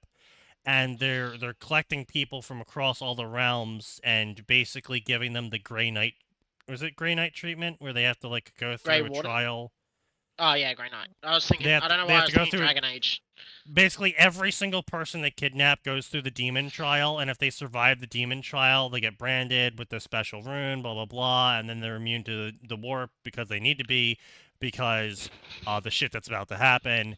And it's this massive crossover, and actually there's a reason behind the crossover occurring in the first place, and actually a whole bunch of things get revealed, and it's a good story. It's not the best. I'm not saying it's like some sort of like 8 out of 10 It's story.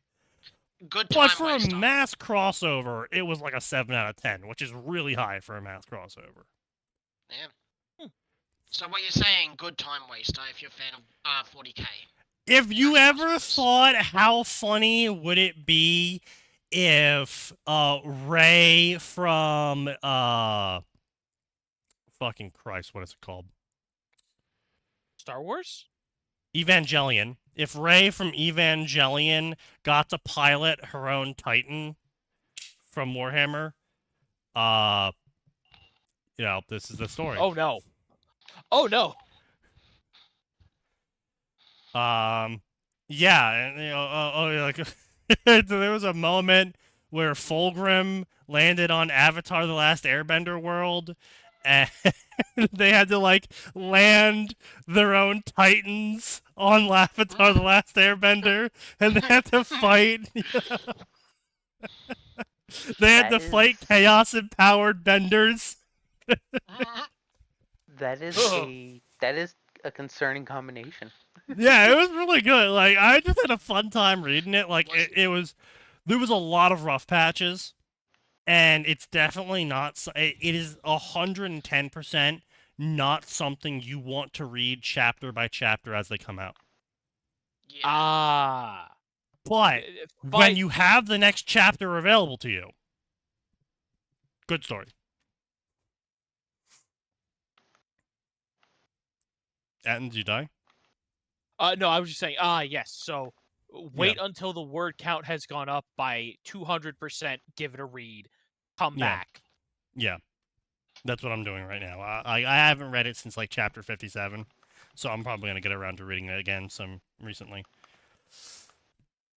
But yeah, so this story is god fucking awful. Like, this is possibly the worst way to execute a mass crossover for. Oh wow, he doesn't have an author profile. That's insane. Oh wow, to no one's surprise, this author is also a huge fan of things blank are no longer allowed to do stories, because he's written several of them, even for his own characters. Yeah. Yeah. Of course. Yeah. This is, things the Alliance are no longer allowed to do. Things the okay, so Technophiles. Okay, so we got Technophiles. Technophiles is a Warhammer Mass Effect crossover where the Adeptus Mechanicus and the Quarians meet. Well, I mean, And how are you decide- getting over the inherent problem of Xenos. Xenos? Yeah. Well, the author has decided that the Adeptus Mechanicus just felt so bad about the Quarians losing their homeworld that after finding out about how the Quarians made the Geth and how the Reapers are going to kill everyone, they decided that they, in their kind mechanical hearts, they were going to offer a helping hand to the Quarians to regain their homeland. No. Yeah. No. Not He's not written unless the 500,000 Quarians. words He now credit to where it's due. Credit to where it's due.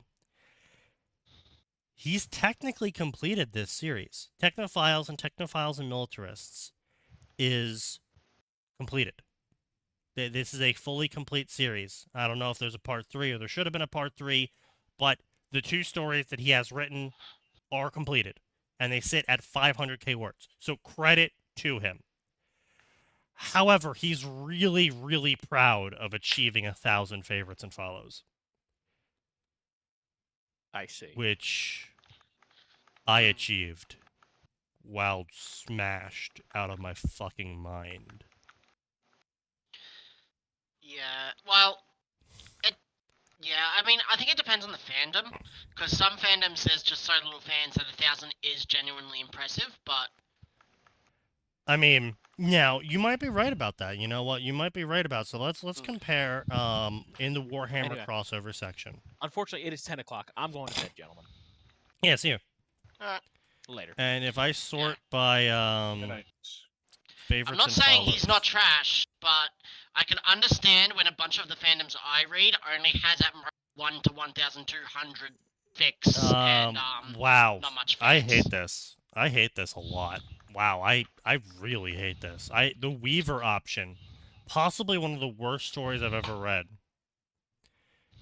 Sitting at 2 million words, Jesus Christ, has 5,000 favorites and is the most favorited story in the Warhammer crossover section. I hate that. I hate that a lot. That is terrible.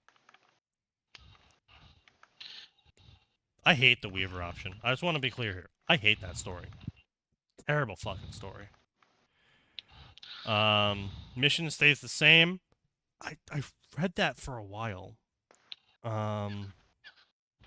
Is it still updating? No, it stopped updating 3 years ago.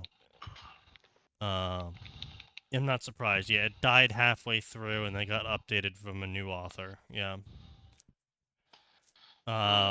Again, okay, you have 5,000 favorites. I mean, yeah, so, I mean, as I'm saying, they have 4,800 favorites, 4,000 favorites. Oh, I remember Swarm of War. I remember trying to read that story. It was an era. It was an era. Published 2011. It was an era. Wow, he still updated that story. He kept going. Well, good for him. Not great. Not great. What are the follows and favorites on those again? 4,000. Yeah, this guy is just then genuinely not real reason to like. I don't he think so. is. He's not even front page. He's Oh on god, the he's below a Neon third Zengetsu. page. He's on the third below it. page. He's below a Neon Zengetsu fic. That's Yeah. already bad enough. Yeah. Damn, Solve Drag is here? Damn. I remember some of these authors. Damn, that's crazy. But, a little white cat. Yeah, damn. Oh, but yeah, so, dude's got a really big head and, really thinks highly of himself. But what a way to end. Alright, well, ladies and gentlemen, Friday is always around the corner because